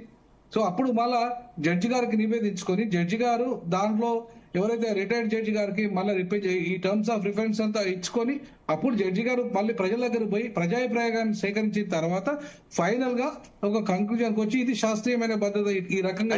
వినోద్ కుమార్ గారు ఇందాక మనకి చరణ్ గారు మాట్లాడుతూ కూడా ఎక్కడా కూడా జిల్లాల కుదింపు ఉండకపోవచ్చు, పెంచకపోవడం ఉంచకపోవచ్చు, అలాగే జిల్లాల పేర్లు కూడా ఏమాత్రం మార్పు ఉండకపోవచ్చు అంటూ కూడా ఆయన స్పష్టం చేసినటువంటి పరిస్థితి. కాకపోతే ఎక్కడైతే ఏ జిల్లాల్లో అయితే కొంత సమస్యలు ఉన్నాయో వాటిని అయితే అడ్జస్ట్ చేస్తా ఉంటున్నారు. ఏంటి అవి అడ్జస్ట్ చేస్తే సరిపోతుందా? అంటే ఇప్పుడు నేను ముఖ్యమంత్రి గారి దృష్టి ఏంటంటే ఇప్పుడు 371 ఏదైతే ఇప్పుడు ఉందో జోనల్ సిస్టమ్ ఉందో దానికి ఇబ్బంది పడద్దండి. వారి దృష్టి ఏంటంటే ఇప్పుడు వాళ్ళకి ఎంప్లాయ్మెంట్ నోటిఫికేషన్ ఇవ్వాలంటే దాన్ని మార్చితే ఇప్పుడు మళ్ళా దాని కుదింపు అంటే ఆ జిల్లాలు మార్చి జిల్లాలు పెంచడమో తగ్గించడం చేస్తే ప్రాబ్లం వచ్చేది రిక్రూట్మెంట్ కు. సో ఆ రిక్రూట్మెంట్ లో ఈ ఇబ్బంది జరగకుండా ఉండాలి కాబట్టి దాన్ని ఆ ప్రాసెస్ ను అట్లా కొనసాగిస్తూనే ఎక్కడైతే చిన్న చిన్న పొరపాట్లు జరిగాయో ఇంతకుముందు చరణ్ గారు చెప్పినట్టుగా కొంత ఆ ప్రాబ్లం రాకుండా ప్రజలు ఇప్పుడు సారు కూడా చెప్పారు కదా, మనకు అన్న చెప్పాడు బీజేపీ అన్న. ఇప్పుడు ఏం చెప్పాడు, ఉండి ఎక్కడ తీసుకుపోయి నల్గొండలో జిల్లాలో వేస్తే అది ఎక్కడికి అచ్చంపేటకు 15 కిలోమీటర్ల దూరంలో ఉన్నది. ఉండిని తీసుకుపోయి నల్గొండ జిల్లాలో వేయడం వల్ల అది ప్రజలకు పడే ఇబ్బందిని మరి ఎవరు అర్థం చేసుకోవాలి? సో కాబట్టి ఇట్లాంటి సమస్యలకు పరిష్కారం వచ్చేదానికి ఇవాళ టర్మ్స్ ఆఫ్ రిఫరెన్స్ పెట్టుకొని చేసాలి. తప్పకుండా ఆ జిల్లాలు మార్చకుండా ఉండాలి అనడానికి కారణం ఏంటంటే ఇవాళ మళ్ళీ ఎంప్లాయ్మెంట్ ఇచ్చేటప్పుడు ఇబ్బంది అవుతుంది వాళ్ళకి, జోనల్ సిస్టానికి ఇబ్బంది పడుతుంది. మళ్ళా ప్రెసిడెన్షియల్ ఆర్డర్ దానికి రావాలంటే మళ్ళీ చాలా టైం పడుతుంది. గతంలో కేసీఆర్ గారికి అది రావడానికి 2-3 ఏళ్ళు పట్టింది. 2-3 ఏళ్లలో చాలా నిరుద్యోగులు కొట్లాడిండ్రు, మాకు ఉద్యోగాలు ఇవ్వండి 3-4 సంవత్సరాలు పట్టింది. కొత్త రాష్ట్రం కాబట్టి అది ఓకే. కానీ ఇప్పుడు ఆల్రెడీ ఒకసారి ఏర్పడిన తర్వాత జోనల్ సిస్టమ్ వచ్చిన తర్వాత మళ్ళా జోనల్ సిస్టాన్ని మళ్ళీ పునర్వ్యవస్థీకరణ చేయాలంటే అది అంత ఈజీ కాదు. మళ్ళీ జాతీయ కమిషన్ ఏదైతే ఇప్పుడు ఎట్లా జాతీయ స్థాయిలో డీలిమిటేషన్ రాబోతున్నప్పుడు అప్పుడు దేశంలో జిల్లాల వివర పరిస్థితులు మారుతాయా ఉంటాయా లేదా పార్లమెంటు పరిస్థితి మారుతుందా ఉంటుందా అనే దాన్ని బేస్ చేసుకొని అప్పుడు మార్చడానికి ఈ రిపోర్ట్ ఆధారం అవుతుంది. సో అప్పుడు ఒక రకంగా ఒక కంక్లూజన్ కి వచ్చే అవకాశం ఉంటది. కాబట్టి ఇప్పుడు పరిపాలనని చక్కదిద్దుకునే విధంగానే ఆయన ముఖ్యమంత్రి గారు జిల్లాల మార్పు ఉండదు, మండలాల మార్పు ఉండదు, అలాగే రెవెన్యూ డివిజన్ల మార్పు ఉండదు, కానీ కొన్ని అడ్జస్ట్మెంట్స్ ఉంటాయి, దాని మీద ఒక అధ్యయన కమిటీ ఉంటది అని చెప్పేసి అన్నట్టుగా నేనైతే అర్థం చేసుకుంటున్నా. రైట్. ప్రకాష్ రెడ్డి గారు మీరు ఏం చెప్తారు? అంతిమంగా జోనల్ వ్యవస్థ కొంత అడ్డు అయితే వస్తుంది, జిల్లాల సంఖ్య పెంచాలన్నా కుదించాలన్నా ఏమైనా మార్పులు చేయాలన్నా, పైగా ఈ చేంజెస్ ఏమైనా చేయాలన్నా కూడా కేంద్రం నుంచి అయితే ఖచ్చితమైన మద్దతు ఉండాలి. కాంగ్రెస్ కు ఉంటుందా కేంద్రం నుంచి మద్దతు? కాంగ్రెస్ ప్రభుత్వం ఏ డెసిషన్ తీసుకున్నా? సార్ నేను ముందు క్లారిటీ ఇస్తాను సార్. జోనల్ వ్యవస్థ విషయంలో కంటే ముందు మీరు అడిగిన ప్రశ్న కంటే ముందు నేను వనపర్తి గద్వాలది దాని తర్వాత కల్వకుర్తి నేను క్లారిఫికేషన్ ఇస్తాను సార్. వనపర్తి జిల్లా ముందు వనపర్తి జిల్లా చేశారు సార్, గద్వాల లేటుగా చేశారు, నారాయణపేట కూడా లేటుగా చేసినారు. గద్వాల జిల్లా చేసినప్పుడు గద్వాల శాంతినగర్ అన్న ఊరు ఉంటుంది సార్, అక్కడెక్కడో ఇంకా ఐజాల్ శాంతినగరం ఇంకా రాజోలి దగ్గర తుంగభద్ర నది పక్కన, అక్కడికి వనపర్తికి చాలా దూరమనే పోరాటం సార్, అంతకంటే ఎక్కువ కాదు. వనపర్తి జిల్లా అశాస్త్రీయం వల్ల వనపర్తి జిల్లాలో పెబ్బేరు ఉంటుంది, దానికి గద్వాల దగ్గర అవుతుంది కదా. అందుకోసం మీరు చేసేటప్పుడే అశాస్త్రీయం చేశారని చెప్పడం, దానివల్ల వచ్చిన పరిణామాలే గద్వాల జిల్లా డిమాండ్, దానివల్ల వచ్చిన పరిణామమే కల్వకుర్తి జిల్లా డిమాండ్. దాని అంటే వచ్చిన సిరిసిల్లం చేసినారు, హన్మకొండ వరంగల్ 2 కలిపి చేసినారు. అది ఎట్లా పాసిబుల్? హన్మకొండ వరంగల్ 2 పక్క కిలోమీటర్, హైదరాబాద్ సికింద్రాబాద్ కదండి వరంగల్ హన్మకొండ, కానీ 2 జిల్లాలు అయినాయి. ఇది ఇంత ఆశయం. ములుగు భూపాల్పల్లి పక్కపక్కనే కదా, బట్ 2 జిల్లాలు అయినాయి. ఈ అశాస్త్రీయత నుంచి దూరం చేయడం కోసం అప్పుడు వచ్చిన డిమాండ్. నారాయణపేట కూడా ఎక్కడ వచ్చింది, మహబూబ్నగర్ నారాయణపేట 30-40 కిలోమీటర్లు, బట్ ఒక జిల్లా చేసినారు. కాబట్టి అనేక సమస్యలు ఉన్నాయి, వాటిని శాస్త్రీయంగా చేయాలనేది అప్పుడు నేను చెప్పిన విషయం sir. Gadwal reference to that నేను చెప్పదలుచుకున్నాను సార్, ఎందుకంటే గద్వాల అట్లా వచ్చింది కాబట్టి చర్చ జరిగిందని నా పాయింట్. నెంబర్ 2, మీరు అన్నట్టు జోనల్ వ్యవస్థకు నాకు తెలిసినంత వరకు ఆర్టికల్ 371D అనేది 1972-73లో ఇందిరాగాంధీ కాలంలో ముల్కీ ఉద్యమం వచ్చినప్పుడు వచ్చినటువంటి మూవ్మెంట్. అది వినోద్ కుమార్ గారు నాకు తెలిసి తెలంగాణ రాష్ట్రంలో ఆంధ్రప్రదేశ్ హైకోర్టులో కూడా ఒక 30-40 జడ్జిమెంట్లు ఉన్నాయి ఆర్టికల్ 371. సుప్రీం కోర్టులో కూడా జడ్జిమెంట్స్ ఉన్నాయి, నాకు తెలిసి ఒక 10 జడ్జిమెంట్స్. అందులో నేను కూడా ఒకటి 1986, 87, 88లో నేను వేసిన జడ్జిమెంట్ కూడా ఆర్టికల్ 371D మీద పబ్లిష్డ్ జడ్జిమెంట్ ఏఆర్ లో కూడా. నేను అప్పుడు మన అడ్వకేట్ నరసింహారెడ్డి గారు నా అడ్వకేట్, అప్పుడు జస్టిస్ నరసింహారెడ్డి గారు నా అడ్వకేట్ అప్పుడు ఆ కాలంలో. అందుకోసం సుదర్శన్ రెడ్డి గారు ఇంకో ఇష్యూలో మాకు అడ్వకేట్ ఆ కాలంలోనే. కాబట్టి 371D ఆర్టికల్ అనేటువంటిది కొత్తగా వచ్చింది కాదు, అంటే మార్పులు చేర్పులు సహజంగా జరుగుతాయి. ఇప్పుడు జోన్ 1, అప్పుడు జోన్ 5, జోన్ 6 ఉండింది ఉమ్మడి ఆంధ్రప్రదేశ్ రాష్ట్రంలో. అప్పుడు హైదరాబాద్ జోన్ 7 అవునా కాదనే పంచాయతీ కదా తెలంగాణ ఉద్యమాన్ని ఊపిరి పోసింది. హైదరాబాద్ 7th జోనా కాదా, హైదరాబాద్ సపరేట్ ఐడెంటిటీ ఈ పంచాయతీ వచ్చింది అక్కడ నుంచి కదా. హైదరాబాద్ పోలీసు వాళ్ళు వస్తున్నది 7th జోన్ కాబట్టి వస్తున్నారు, హైదరాబాద్ స్టేట్స్ ఇది ఉంటది. ఈ 7th జోన్ కాదు అని హైకోర్టు జడ్జిమెంట్ ఇచ్చేదాకా, దీని హైకోర్టు బెంచ్ జడ్జిమెంట్ ఇచ్చేదాకా ఈ కేసు నడిచింది కదా. అందుకోసం గత చరిత్రను నేను అధ్యయనం చేసిన వాడిగా చెప్తున్నా. నేను కూడా పిహెచ్డీ చేసిన నేను కూడా అందుకోసం నేను కూడా సుధా మేధావిని అయి ఉండొచ్చు కాక.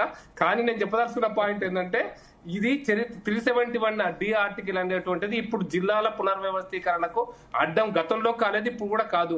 జోన్ 5 గానే ఉంది, జోన్ 6 గానే ఉంది ఇప్పుడు కూడా. కాబట్టి పెద్ద తేడా ఏం లేదు. కాబట్టి ఈ రీఆర్గనైజేషన్ దానికి ఇంపాక్ట్ పడదు. అట్ ది సేమ్ టైం నిజంగా శాస్త్రీయంగా జరిగితే కేంద్ర ప్రభుత్వం ఎందుకు సహకరించండి? ఫెడరల్ వ్యవస్థ అంటే ఈ క్వాజీ ఫెడరల్ వ్యవస్థ అంటారు. నేను ఫెడరల్ వ్యవస్థ అన్నాను, కాన్స్టిట్యూషన్ పెద్ద మనుషులు వకీలు ఉన్నారు, కానీ ఈ క్వాజీ ఫెడరల్ వ్యవస్థలో కేంద్రం అన్ని విషయాలలో అంకుశమే పెట్టదండి. అన్ని విషయాలను గతంలో టీఆర్ఎస్ ప్రభుత్వానికి బీజేపీకి బాగా సఖ్యత ఉండిందా, బట్ ఈ మొత్తం వ్యవస్థను యాక్సెప్ట్ చేసింది కదా, అట్లాగే ఉంటుంది. కేంద్ర రాష్ట్ర సంబంధాలు బాగానే ఉన్నాయి. ప్రభుత్వాలకు ఇబ్బంది లేదు. బట్ ప్రజలకు అనుగుణంగా జిల్లాలు మార్చండి, ప్రజల అవసరాల కోసం జిల్లాలు మార్చండి. ప్రజలు ఇప్పుడు ఇంకొక పాయింట్ నుంచి స్పష్టంగా చెప్పాల్స్తున్నారు సార్. ఇప్పుడు అందరు పెద్దలు యాక్సెప్ట్ చేస్తారో చేయరో నాకు తెలియదు, కానీ తెలంగాణ ఉద్యమం అప్పుడు కూడా ఈ చర్చకు వచ్చింది. ప్రపంచమే చిన్నగా అయినప్పుడు ఈరోజు తహసీల్ ఆఫీస్ కు పోవాల్సిన పని లేనప్పుడు కలెక్టర్, ఇంతకుముందు తహసీల్ ఆఫీస్ అంటే నా బర్త్ సర్టిఫికెట్, నా ఇన్కమ్ సర్టిఫికెట్, నా ల్యాండ్ సర్టిఫికెట్, నా ఇన్కమ్ సర్టిఫికెట్, ఇటువంటి అన్నిటికీ తహసీల్ ఆఫీసు కలెక్టర్ ఆఫీస్ కు పోయేవాళ్ళం. ఈ రోజు అవన్నీ కూడా ఆన్లైన్ లో అందుబాటులో ఉన్నప్పుడు, అసలు తహసీల్ ఆఫీస్ కే పని లేనప్పుడు, కలెక్టర్ ఆఫీస్ దగ్గరనే మనకు పని లేనప్పుడు ఎంత దూరం ఉందా ఎంత దగ్గర ఉందా అనేటువంటి చర్చ కంటే ప్రజల అవసరాలకు తగ్గట్టుగా నియోజకవర్గం జిల్లాలు కావాలంటే నా అభిప్రాయం సార్. ఇది నేను ఈ విషయంలో క్లారిటీ ఉంది. కాకపోతే వాళ్ళు చేస్తారా చెయ్యరా, చేసినప్పుడు ఖచ్చితంగా పార్టీ విధానం మేము చెప్తాం సార్. అప్పటిదాకా అయితే ఇప్పటివరకు నేను అనుకుంటున్నా మంచి శాస్త్రీయ పద్ధతిలో ప్రజల అవసరాల కోసం చేస్తే మంచిది. గద్వాల్ జిల్లా కూడా అంతే, కల్వకుర్తి కూడా. నేను ఇంతకుముందు చెప్పిన మాల్ అనే ఊరు రంగారెడ్డి జిల్లాలో ఉంటది. మాల్ అనుకున్నటువంటి గుడకండ్ల అనే ఊరు 1 కిలోమీటర్ దూరం ఉంటుంది, నల్గొండ జిల్లాలో ఉంటుంది. నల్గొండకు 70 కిలోమీటర్లు, రంగారెడ్డి జిల్లా కలెక్టర్ ఆఫీస్ కు 30 కిలోమీటర్ల నుంచి బెంగళూరు గేట్ వరకు. కాబట్టి మరి శాస్త్రీయం అంటే నేను డిస్టెన్స్ ఒకటే మాట్లాడతలేను సార్. డిస్టెన్స్ రెండో పాయింట్ వారు చరణ్ కౌశిక్ గారు ఒక పాయింట్ చెప్పారు, దాని మీద నా కామెంట్ చెప్పదలుచుకున్నాను సార్. హైదరాబాద్ నగరాన్ని urban, semi urban, core urban, urban rural ఇవన్నీ చేయడం అంటే తెలంగాణకు ద్రోహం చేసినట్టే sir. Hyderabad is not Telangana, Telangana Hyderabad, Hyderabad Telangana కాదు సార్. వరంగల్లో డెవలప్మెంట్ కావాలి, ఇండస్ట్రీ, కరీంనగర్ లో ఇండస్ట్రీ రావాలి, ఆదిలాబాద్ లో ఇండస్ట్రీ రావాలి, మహబూబ్ నగర్ లో ఇండస్ట్రీ రావాలి. కాబట్టి కోర్ హైదరాబాద్ పేరు మీద మొత్తం ఆర్థిక సంపదను, ఆర్థిక వ్యవస్థనంతా కూడా రీజనల్ రింగ్ రోడ్ పేరు మీద ఇంట్లోకి అక్యుములేట్ చేయడం అంటే ఒక రకంగా తెలంగాణ 4 కోట్ల ప్రజలు హైదరాబాద్ తీసుకొచ్చినట్టే సార్. మోస్ట్ అన్సైంటిఫిక్ ప్లానింగ్ అంటే, అశాస్త్రీయమైన ప్లానింగ్ అంటే ఇప్పుడు రేవంత్ రెడ్డి గారు చేస్తున్న ఈ హైదరాబాద్ నగరం యొక్క ప్లానింగ్ తెలంగాణకు ద్రోహం చేసినట్టు చెప్పదలుచుకున్నాను సార్. ఇప్పుడు జీడిపిలో 60% హైదరాబాద్ నుంచి వాటా వస్తుంది. మరి హైదరాబాద్ నుంచి వాటా వస్తున్న మాస్టర్ ప్లాన్ ఉండకపోతే రేపు పబ్లిక్ ట్రాన్స్పోర్ట్ కావచ్చు, ట్రాఫిక్ జామ్లు అయితే ఉన్న కంపెనీల సీఓలు వెళ్ళిపోయిన తర్వాత ఏం చేస్తాం? మరి మాస్టర్ ప్లాన్ రూపొందించుకోవాలి కదా. ఇప్పుడు అన్ని బెంగళూరు అట్లాంటి సమస్య వస్తుందనే అక్కడి నుంచి సీఓలు అంతా వెళ్ళిపోతున్న పరిస్థితి. ఢిల్లీలో ఏకంగా స్కూల్ పని చేసిన పరిస్థితి మనం చూస్తున్నాం. Urban, core urban, rural economy create చేసుకోకపోతే ఇంకోటి కాంగ్రెస్ ప్రభుత్వం వచ్చిన 24 అర్బన్ అథారిటీ ఏర్పాటు చేసుకున్నాం మేము. ఎందుకు? అక్కడ కూడా ఎక్కువ ప్లానింగ్ తో ఉన్నటువంటి సిటీస్ కావచ్చు, వాటర్ కావచ్చు, రోడ్స్ కావచ్చు, ఇన్ఫ్రాస్ట్రక్చర్ క్రియేట్ చేయకపోయినా భవిష్యత్తులో ఇబ్బంది అయితే. అందుకే స్మార్ట్ సిటీస్ కూడా డెవలప్మెంట్ చేసే ప్రయత్నంలో ప్రభుత్వం ముందుకు పోతూనే హైదరాబాద్ మీదే వద్దు అన్న విధంగా చెప్తున్నారు కదా, అంటే మిగిలిన జిల్లాలకు కూడా విస్తరించమని చెప్తున్నారు. దయచేసి ఇంకొక విషయం గుర్తుపెట్టుకోండి, ఇప్పటికే పట్టణాల్లో 30% నుంచి 50% మంది ప్రజలు జీవిస్తా ఉన్నారు. అది భవిష్యత్తులో ఇంకా పెరిగే అవకాశం ఉంది. మన జీడీపీలో పట్టణాలకు సంబంధించినటువంటి ఆదాయం 60% నుంచి 70% అవుతున్నప్పుడు నువ్వు పబ్లిక్ ట్రాన్స్పోర్ట్ పెంచుకోవాల్సి ఉంటుంది. ప్రత్యేక ప్రణాళికతో ముందుకు పోయినట్లయితే బెంగళూరు కావచ్చు, మద్రాసుకు వచ్చిన పరిస్థితి, ఢిల్లీకి వచ్చిన పరిస్థితి, హైదరాబాద్కి వస్తే ఇబ్బంది అయ్యే పరిస్థితి అవకాశం. కాబట్టి దాని కోర్ అర్బన్ అని, పెరి అర్బన్ అని, అదే రూరల్ ఎకానమీ అని చెప్పి ఎందుకు క్రియేట్ చేసుకుంటాం? ప్రజలకు మెరుగైనటువంటి అవసరాలు కల్పించాలా, అదేవిధంగా ట్రాఫిక్ జామ్ జరగవద్దు, అదే డెవలప్మెంట్ జరగాలని చెప్పి ప్రభుత్వం భావిస్తాం. దానిలో భాగంగా లక్ష్యం పెట్టుకుని ముందుకు పోతా ఉన్నాం. మాస్టర్ ప్లాన్ లేకుండా ఇప్పుడు దేశంలో 56% మున్సిపాలిటీలకు మాస్టర్ ప్లాన్ లేవట. మరి మాస్టర్ ప్లాన్ లేనట్లయితే రేపు ఆ సివరేజెస్ కావచ్చు, రకరకాల సమస్యలు వస్తా ఉన్నాయి. కామారెడ్డిలో 80% ఒకేసారి వర్షం దాదాపు 40 డిగ్రీలు పడడంతో మునిగిపోయిన పరిస్థితి మనం చూసినాం. కాబట్టి అట్లాంటి పరిస్థితి రావద్దంటే ప్రత్యేక ప్రణాళికలతో ప్రభుత్వం ముందుకు పోతా ఉంది. ఏది కూడా మేము దాచిపెట్టే ఉద్దేశం కానీ రాజకీయ కుట్ర తావు లేకుండా తెలంగాణ రాష్ట్రంలో కాంగ్రెస్ ప్రభుత్వం జిల్లాలకు సంబంధించిన అంశాన్ని ప్రజలకు మంచి పరిపాలన అందించే ప్రయత్నంలో భాగంగా పరిశీలించే ప్రయత్నం చేస్తామని చెప్పి ముఖ్యమంత్రి గారు చెప్పారు. ఎక్కడ కూడా జిల్లాలు మార్చే ఉద్దేశం కానీ లేదు, కొత్త పేర్లు పెట్టే ఉద్దేశం ప్రభుత్వం లేదనేది చాలా స్పష్టం. మరోవైపు చరణ్ గారు, చరణ్ కౌశిక్ గారికి ఒక్కటే చెప్తాను సార్. నేనేమంటున్నానంటే సార్, హైదరాబాద్ కోరాబు ఇప్పటికే హైదరాబాద్ పాపులేషన్ 1.5 దాటింది. నేనేమంటే మాస్టర్ ప్లాన్ తయారు చేసింది ఇప్పుడు కాదు, 2013లో కిరణ్ కుమార్ రెడ్డి గారు ముఖ్యమంత్రి ఉన్నప్పుడే కాంగ్రెస్ ప్రభుత్వంలోనే మాస్టర్ ప్లాన్ తయారైంది సార్, హైదరాబాద్ మాస్టర్ ప్లాన్. అయితే తప్పులు తడకలు ఉన్నాయి, దాన్ని సరి చేస్తానని చెప్పి కేసీఆర్ గారు ఎలక్షన్స్ ముందు వాళ్ళు ముఖ్యమంత్రి కాకముందు బల్ల గుద్దినాడు సార్. కానీ హైదరాబాద్ మాస్టర్ ప్లాన్ ఒక్క ఇంచు కూడా ముట్టుకోలేదు సార్. వకీళ్ళు తెలుసు, నాకు తెలుసు వకీళ్ళు ఇప్పుడు కోర్టులలో ఇప్పుడు ఒక 100 కేసులు హైదరాబాద్ మాస్టర్ ప్లాన్ మీదనే ఉన్నాయి, 100 కేసులు. అవి వాళ్లకు అక్రమ సంపాదన తెచ్చిపెట్టేటువంటి సోర్స్ గా మారింది హైదరాబాద్ మాస్టర్ ప్లాన్. గతంలో 2013లో వేసింది. ఇప్పుడు కూడా దాన్నే కొనసాగిస్తూ దాన్ని మరింత పదును బట్టి తమ ఆర్థిక అవసరాలు, పార్టీ ఆర్థిక అవసరాల అవినీతికి తావిచ్చే విధంగా ఉండబోతుంది తప్పిస్తే ఇది పరిష్కారం కాదు అనేది మా అభిప్రాయం సార్. చాలా నా క్వశ్చన్ కూడా వినండి. ప్రధానంగా ఈ జిల్లాల పునర్వ్యవస్థీకరణ అంశం తెర మీదకి వచ్చిన తర్వాత జీహెచ్ఎంసీ గురించి అందరూ కూడా మిమ్మల్ని క్వశ్చన్ చేస్తున్నటువంటి పరిస్థితి. ఈ జిల్లాల పునర్విభజన అంశంలో మాత్రం అందరితో చర్చిస్తా ఉంటున్నారు, అసెంబ్లీలో డిస్కస్ చేస్తా ఉంటున్నారు, ఇవన్నీ చేస్తున్నారు. కానీ జీహెచ్ఎంసీ పునర్విభజన అంశంలో, ఈ డివిజన్ల పెంచే అంశంలో మాత్రం ఎందుకు ఎవరితో చర్చించట్లేదు? విలీనం చేస్తున్నటువంటి మున్సిపాలిటీలోనూ చర్చించట్లేదు, ఇటు జీహెచ్ఎంసీ పరిధిలో ఉన్నటువంటి ఆల్రెడీ ఉన్న కార్పొరేటర్లు కావచ్చు, మేయర్ కావచ్చు, వీళ్ళు ఎవరితో కూడా డిస్కస్ చేయట్లేదు, ఇతర రాజకీయ పార్టీలతో కూడా డిస్కస్ చేయట్లేదు. ఇది ఎలా శాస్త్రీయం అవుతుంది? మీకే సార్ ఇక్కడ చాలా స్పష్టంగా మొన్న అసెంబ్లీ జరిగినప్పుడే బీఆర్ఎస్ వాళ్ళేమో బైకాట్ చేసి వెళ్ళిపోయిన తర్వాత మహేష్ రెడ్డి గారు మాట్లాడారు, ఎంఐఎం పార్టీ మాట్లాడింది, సిపిఐఎం పార్టీ కూడా మాట్లాడారు. దానికి సంబంధించి చాలా స్పష్టంగా ప్రభుత్వం ప్రకటించింది, ఎక్కడన్నా లోటుపాట్లు ఉంటే ఖచ్చితంగా సవరించుకుంటాం, ఇంకా దానికి టైం ఉంది, ఇప్పుడే కమిషనర్లకు సంబంధించినటువంటి 4 కమిషనర్లు ఏర్పాటు చేస్తున్నామని చెప్పేసి ప్రభుత్వం ప్రకటించి 4 కమిషనర్లు కూడా ఏర్పాటు చేసిన పరిస్థితి మనం చూసినాం. కాబట్టి 30,000 మినిమం ఉండే విధంగా అందులో 10% తక్కువ అంటే 27,000 లేదా 33,000 మొన్న ఉప్పల్ సంబంధించి వారు మాట్లాడారు. ఇంకా కొన్ని కార్పొరేటర్లకు సంబంధించి చాలా మంది మాట్లాడారు సభ్యులు. ఆ సభ్యులకు సంబంధించినటువంటి ఏదైతే అంశం ఉందో దాన్ని ప్రభుత్వం పునఃపరిశీలిస్తుందని చెప్పి ఆల్రెడీ చాలా స్పష్టంగా ప్రకటించారు. ఇప్పుడు 20 మున్సిపాలిటీలు 7 కార్పొరేషన్లు హైదరాబాద్ లో మెర్జ్ చేశారు. హైదరాబాద్ ను 3 చేయాలన్నా 2 చేయాలన్నా లేకపోతే ఏ విధంగా ముందుకు పోతే బాగుంటుందని చెప్పేసి దాని మీద కమిటీ కాన్స్టిట్యూట్ చేశారు. అవన్నీ కూడా డీలిమిటేషన్ కమిటీ పనిచేస్తా ఉంది. కాబట్టి వాస్తవ విషయాలను కూడా ఇంకా మున్సిపల్ ఎలక్షన్ ఇంకా చాలా దూరం ఉన్నాయి. జిహెచ్ఎంసీలకు ఇప్పుడంతలా జరిగే అవకాశం లేదు. ఖచ్చితంగా హైదరాబాద్ 4 సిటీ అన్నప్పుడు కూడా చరణ్ గారు 4 సిటీ అన్నప్పుడు కూడా ఉన్న సిటీని ఇగ్నోర్ చేస్తున్నారు, ఉన్న సిటీనే డెవలప్ చేయట్లేదు, 4 సిటీ అంటున్నారు అనేక కామెంట్స్ మేము వినిపించినాయి. ఇప్పుడు ఏకంగా 300 వార్డులు, ఇన్ని మున్సిపాలిటీలు, ఇన్ని కలుపుతున్నారు. ఏమవుతుంది? ఉన్న సిటీలోనే ఇన్ఫ్రాస్ట్రక్చర్ పూర్తిగా లేదనేటటువంటి కామెంట్స్ ఉన్నాయి కదా సార్. డీలిమిటేషన్ చేయాలనే ఉద్దేశము. 300 ఎందుకు కలిపిరు? ఒక వ్యవస్థ లేదు. ఔటర్ రింగ్ రోడ్ కు ఆనుకొని 2 పనులు డెవలప్మెంట్ జరిగిన 2 కిలోమీటర్ల వరకు మొత్తం హైదరాబాద్ కోర్ అర్బన్ రీజనల్ ఎకానమీలో కలుపుకొని దానిలో భాగంగా ఇక్కడనే కమిషనరేట్ ఉండాలి, ఇక్కడనే మున్సిపల్ కమిషనర్ ఉండాలి, ఇక్కడనే జీఎస్టీకి సంబంధించిన హెడ్స్, ఇక్కడనే విద్యుత్ సేవకు సంబంధించిన హెడ్స్, వాటర్ వర్క్ సంబంధించిన హెడ్స్ ఉన్నట్లయితే భవిష్యత్తులో ఇట్లాంటి పరిస్థితి రాదని చెప్పేసి ప్రభుత్వం భావించి 4 సిటీ నిర్మాణానికి సంబంధించి కూడా అక్కడ ఫార్మా సిటీ పెడితే హైదరాబాద్ కాలుష్యం ఇబ్బంది అవుతుంది. కాబట్టి ప్రపంచంలో అత్యంత కాలుష్యమైన దేశాల్లో భారతదేశం నెంబర్ 3 ఉంది. హైదరాబాద్ టాప్ 10 సిటీస్ లో హైదరాబాద్ ఉంది. కాబట్టి ఆ పరిస్థితి బయటపడాలంటే ఖచ్చితంగా ఇక్కడ 4 సిటీ నిర్మాణం జరగాల్సిన అవసరం ప్రభుత్వం భావించి రూరల్ లో ఉన్నటువంటి అదేవిధంగా రూరల్ ఫార్మా క్లస్టర్లు ఏర్పాటు చేసే ప్రయత్నంలో ప్రభుత్వం ముందుకు పోతా ఉంది. కాబట్టి హైదరాబాద్ ను కావచ్చు, తెలంగాణ కాపాడే ప్రయత్నంలో ఎక్కడ కూడా చిన్న అవకాశాన్ని కూడా వృధా చేసుకునే ఉద్దేశం ప్రభుత్వం లేదు. కాబట్టి విజయ్ గారు మనకి చరణ్ గారు చెప్పడం మాత్రం జిల్లాల సంఖ్య పెరగకపోవచ్చు, తగ్గకపోవచ్చు, పేర్లు మారకపోవచ్చు, చిన్న చిన్న అడ్జస్ట్మెంట్లు అంటున్నారు. ఓకేనా? బీఆర్ఎస్ వాటికి యాక్సెప్ట్ చేస్తుందా? పోనీ సరే, అది ఎట్లా చేస్తారు, ఏం చేస్తారు అనేది ఇప్పుడు వాళ్ళ కాంగ్రెస్ పార్టీ ముఖ్యమంత్రి రేవంత్ రెడ్డి గారు మాట్లాడే మాటలకి చేతులకి చాలా తేడాగా ఉంటుంది. ప్రకాష్ అన్నట్టు వాస్తవానికి కాంగ్రెస్ పార్టీ హైదరాబాద్కి హెచ్ఎండిఏకి మాస్టర్ ప్లాన్ రూపకల్పన చేసింది. రాజశేఖర రెడ్డి గారు ఉన్న టైంలో ఒకటి చేశారు, అదేవిధంగా కిరణ్ కుమార్ రెడ్డి గారు వెళ్ళేటప్పుడు ఇంకోటి చేశారు. 2031 వరకు ఇప్పుడు మీరు హెచ్ఎండిఏ వెబ్సైట్లో కూడా చూడండి, 2031 హైదరాబాద్ హెచ్ఎండిఏ మాస్టర్ ప్లాన్ కొడితే వచ్చేస్తుంది. ఆల్రెడీ మాస్టర్ ప్లాన్ ఉన్నది. అంటే వాళ్ళు ఇప్పుడు నాయకత్వం మారింది కాబట్టి రేవంత్ రెడ్డి గారికి అవసరం ఉన్న మేరకు ఎక్కడెక్కడైతే ఆయన యొక్క భూములని కొని పెట్టుకున్నారో ఇప్పుడు చేసుకున్నారో ఆ భూములకు రేట్లకు విలువ రావడం కోసం ఇదంతా చేస్తున్నటువంటి ఒక చెత్త డ్రామా ఇది. అసలు త్రిశంకు స్వర్గం చూపిస్తున్నారండి. ఎక్కడుందండి ఫ్యూచర్ సిటీ? అసలు దాని ఫ్యూచర్ ఉన్నది? అసలు అది పూర్తి స్థాయిలో ఫార్మా ఇండస్ట్రీని హైదరాబాద్ దూరంగా అక్కడ తరలించాలని చెప్పేసి అక్కడ తీసుకెళ్తే ఆ ఫార్మా కోసం సేకరించినటువంటి భూమిని ఈరోజు 4th సిటీ తీసుకెళ్లి ఎవరెవరికో అదానీలకు, అంబానీలకు దారదత్తం చేస్తుండో ముఖ్యమంత్రి రేవంత్ రెడ్డి గారు భూములను. అంటే ఫార్మా ఇండస్ట్రీ పెడతామని వారితో అండర్టేకింగ్ తీసుకున్నట్టు భూములవి. ఆ భూములు తీసుకెళ్లి ఫార్మా సిటీ పెట్టి ఫ్యూచర్ సిటీ పెడుతుండ్రు. ఆ ఫ్యూచర్ సిటీకి ఫ్యూచర్ ఉందో లేదో ఇంకా దేవుడు నిర్ణయించాలా. అది ఇంకోటి కోర్ అని, ప్యూర్ అని, రేర్ అని ఈ రేరేందో ఇదంతా ఇది అర్థం కావడం లేదు. ఇది అసలు కాంగ్రెస్ మంత్రులకి అర్థం కావడం లేదండి. ఎవరు తీసుకుంటారో భయ ఇదంతా అసలు ఏం జరుగుతుంది ఈ గవర్నమెంట్ అని క్యాబినెట్ మంత్రులు మాట్లాడుతున్నటువంటి పరిస్థితి. రేవంత్ రెడ్డి రియల్ ఎస్టేట్ అది మరి అదే అదే అదే జరుగుతా ఉంది.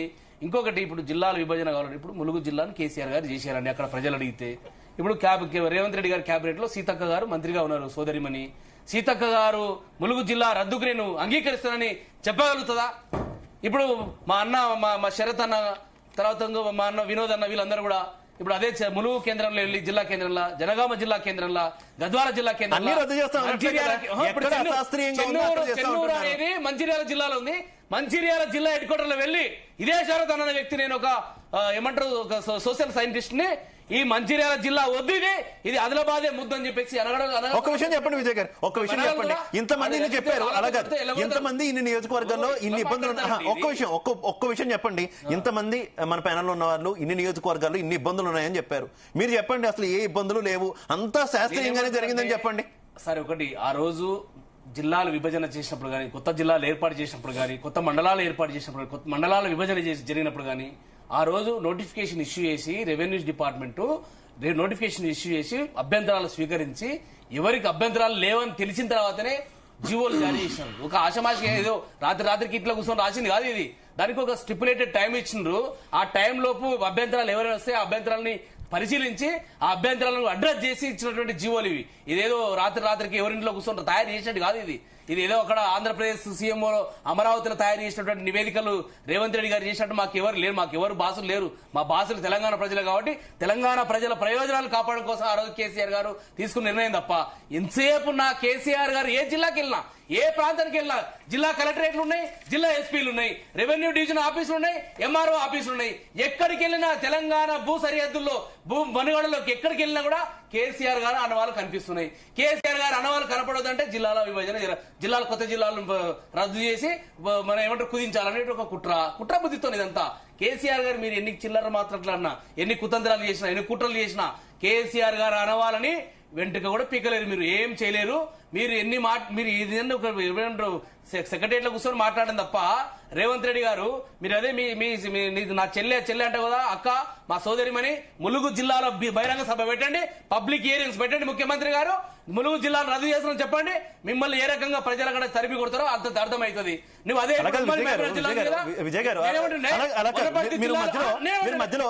ఆంధ్రప్రదేశ్ గురించి ప్రస్తావించారు. ఆంధ్రప్రదేశ్ గురించి ప్రస్తావించారు. కేంద్రంకి వెళ్ళి వనపర్తి జిల్లాను రద్దు చేస్తున్నాం చెప్పమని రేవంత్ రెడ్డి గారిని ఈ అంశాలన్నీ బాగానే ఉన్నాయి. ఎందుకు రాష్ట్రం వచ్చి ఇన్నాళ్ళైనా కూడా ఇంకా ఆంధ్ర నాయకులు తెలంగాణ రాజకీయాల్లో లాగుతున్నటువంటి పరిస్థితి? మీరేమో రేవంత్ రెడ్డి మీరేమో ముఖ్యమంత్రి చంద్రబాబు నాయుడు గారి డైరెక్షన్ ఈ రాష్ట్ర పాలన జరుగుతుంది. కాంగ్రెస్ పార్టీలో ఉన్నటువంటి తెలుగుదేశం పార్టీలో ఉన్న మంత్రులే ఆంధ్రప్రదేశ్ మంత్రులు, శాసనసభ్యులు ఆడ మా ప్రభుత్వమే ఈడ మా ప్రభుత్వమే, రెండు రాష్ట్ర ప్రభుత్వాలు మావే అని మాట్లాడుతున్నారు. అక్కడ మన తిరుమలకి వెళ్తే రేవంత్ రెడ్డి గారిని టీటీడీ అధికారులు స్వాగతం పలకాలి కదా. పాత మిత్రులు తెలుగుదేశం మంత్రులు, తెలుగుదేశం నాయకులు వచ్చి గతం మర్చిపోతున్నట్టున్నారు. ఒకసారి గతం మర్చిపోతున్నట్టున్నారు. మీరు అధికారంలో ఉన్నప్పుడు అక్కడ వైసీపీ ప్రభుత్వం ఉన్నప్పుడు మీకు ఎలాంటి ఆహ్వానాలు దొరికినాయి? మీరు అధికారంలో ఉన్నప్పుడు గతం మర్చిపోకూడదు.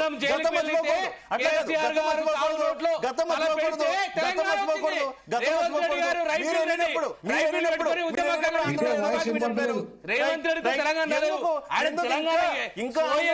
తెలంగాణకు తీసుకుంటే తెలంగాణ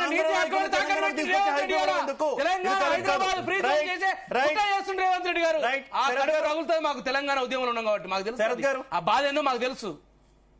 శరత్ గారు ఏం చెప్తారు? ఇంకా పదే రాష్ట్రం వచ్చి ఇన్నాళ్ళైనా కూడా అటు ఆంధ్ర నాయకులనే తీసుకొస్తున్నారు. ఏ ప్రభుత్వం ఉన్నా సరే, ఇటు బీఆర్ఎస్ వాళ్ళేమో చంద్రబాబు నాయుడు గారు రేవంత్ రెడ్డి గారు కలిశారంటారు, ఇటు కాంగ్రెస్ వాళ్ళేమో కేసీఆర్ గారు జగన్ గారు కలిశారంటారు. ఎందుకు రాష్ట్రం వచ్చి ఇన్నాళ్ళైనా కూడా ఆంధ్ర నాయకులను తీసుకొచ్చి ఇక్కడ హైపిస్తున్నారు? సార్ ఒకటి ఆంధ్ర ఇంపాక్ట్ తెలంగాణ మీద ఉంది అనేది నిర్వివాద అంశం, ఫస్ట్ పాయింట్. తర్వాత రేవంత్ రెడ్డి ఆంధ్ర వాళ్ళకి అనుకూలమైన వ్యక్తి అనే దాంట్లో కూడా డౌట్ లేదు. రెండోది, మూడోది, ఈ బీఆర్ఎస్ కి ఒక అహంకారం ఏంటంటే తెలంగాణ వాదం వాళ్ళతోనే పుట్టింది, వాళ్ళతోనే పోయింది. ఇక తెలంగాణ వాదానికి కేసీఆర్, కేటీఆర్, హరీష్ రావే వారసులు, అసలు ఇంకెవడు ఏం చేయలేదు. జాతిపిత అండి, ఇది తెలంగాణ అంతా జాతిపిత, సొల్ల మాటలన్నీ తెలంగాణ మాట్లాడుతూ సాధించిన ఉంటారు. గొప్ప అపర భగీరథుడు వీళ్ళంతా- కేసీఆర్ గారు, దాన్ని కాదనగలుగుతారా? ప్లీజ్ ఒక్క నిమిషం. ఏ గల్లీలో ఏమి కాదనగలుగుతారా? తెలంగాణ ఏమంటే గూగుల్ కొట్టండి. మాట్లాడియడు. ఏమంటే తెలంగాణ జాతిపిత అని ఎవరు కొట్టండి, గూగుల్ మీకు తెలుస్తుంది, ఆన్సర్ వస్తుంది. విజయ్ గారు విజయ్ ఆగవయ్య, ఆగు జరాగు కంటిన్యూ సార్, కంటిన్యూ. అలా సార్ చూస్తుంటాడు. అసలు ప్రాబ్లం ఎక్కడ వస్తుందంటే డిబేట్ క్వాలిటీ పోతుంది సార్. దయచేసి శివ గారు మీరు డెఫినెట్ గా సార్, ప్లీజ్. ఎందుకంటే ఏమవుద్దంటే ఇట్లా చేస్తే ఇప్పుడు ఏదైతే ఒక మీనింగ్ఫుల్ డిబేట్ డిస్కషన్, ఎవరు వాళ్ళ అభిప్రాయాలు చెప్పడం ప్రజాస్వామ్య స్ఫూర్తికి విరుద్ధం. ఇప్పుడు అట్లా అంటే ఒకళ్ళనొకళ్ళని తిట్టుకోవడంలో పోటీ పడడం అంటే మరి ఇంకా చాలా ఎక్కువగా మాట్లాడొచ్చు, అది వేరు. That is a different thing. Different భాషలలో కూడా మాట్లాడొచ్చు, అది కాదు క్వశ్చన్. మనం చెప్పదలుచుకున్న పాయింట్ ఏంది అనేది మనం ఆలోచించాలి. Yeah, please. ఇప్పుడు ఆంధ్ర వాళ్ళ ప్రభావం తెలంగాణ మీద ఉందా లేదా? ఉంది, 100% ఉంది. అది మనకు క్లియర్ గా తెలుస్తుంది. హైదరాబాద్ వ్యవహారాలను కనుక చూస్తే హైదరాబాద్ రియల్ ఎస్టేట్ వ్యవహారాలు కానీ, భూముల వ్యవహారాలు కానీ, మేము న్యాయవాద వృత్తిలోనే ఉన్నాను, చూస్తున్నాను.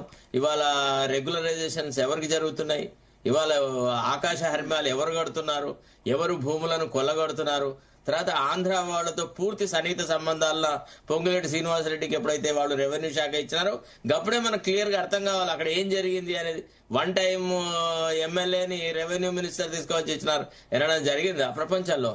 అసలు తెలంగాణ, ఆంధ్రప్రదేశ్, ఉమ్మడి ఆంధ్రప్రదేశ్ లోనే రెవెన్యూ శాఖ ఇవ్వాలన్నప్పుడు ఎన్నో ఆలోచనలు చేసినారు. ఇవాళ ధరణిని మార్చేసి ఏదో భూభారతి అన్నారు, ఏమైనా జరిగిందా అందులో?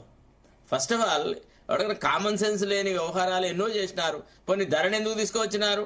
తర్వాత ధరణి లోపల ఎందుకు పొజెసరీ కాలం రిమూవ్ చేసినారు? అదేమంత పెద్ద మేధా సంపత్తికి సంబంధించిన విషయం. మేమంతా ప్రొటెస్ట్ చేసినాం, nothing doing. Position is a substantial issue. ఎవరికైనా లా తెలిసిన కామన్ సెన్స్ ఉన్నవాడికి పొజిషన్ లేకుండా వాడు ఎట్లా, how can he fight for his rights? ఇవాళ సామాన్య దళితులను తర్వాత బీసీలను వంచడానికి ఆ అది తీసుకొచ్చినారు ధరణి అనేది. దాన్ని మేమంతా అపోజ్ చేసినాం ఆనాడు కూడా. అక్కడ ఉండే I have written a very protest letter. I said the removal of possessory column is going to create, it will create or it will open flood gates of litigation అన్నట్టే జరిగింది. ఇవాళ హైకోర్టులో 70% కేసులు ధరణి చుట్టే ఉన్నాయి, భూభారత్ చుట్టే ఉన్నాయి. ఏం జరిగింది? ఏం జరగలేదు. ఆ దొందే. అక్కడ ఆయన అంతే, ఇక్కడ ఈయన కూడా వన్ మ్యాన్ షోనే నడుస్తా ఉంది. ఇక్కడ ప్రజాస్వామ్య రీతిలో ఏది జరగట్లేదు. కనీసం అట్లీస్ట్ ఈ డిస్ట్రిక్ట్ రీఆర్గనైజేషన్ అన్న ఒక డెమోక్రటిక్ వేలో జరగాలన్నది మా అభిప్రాయం. రైట్. వినోద్ కుమార్ గారు మీరేం చెప్తారు?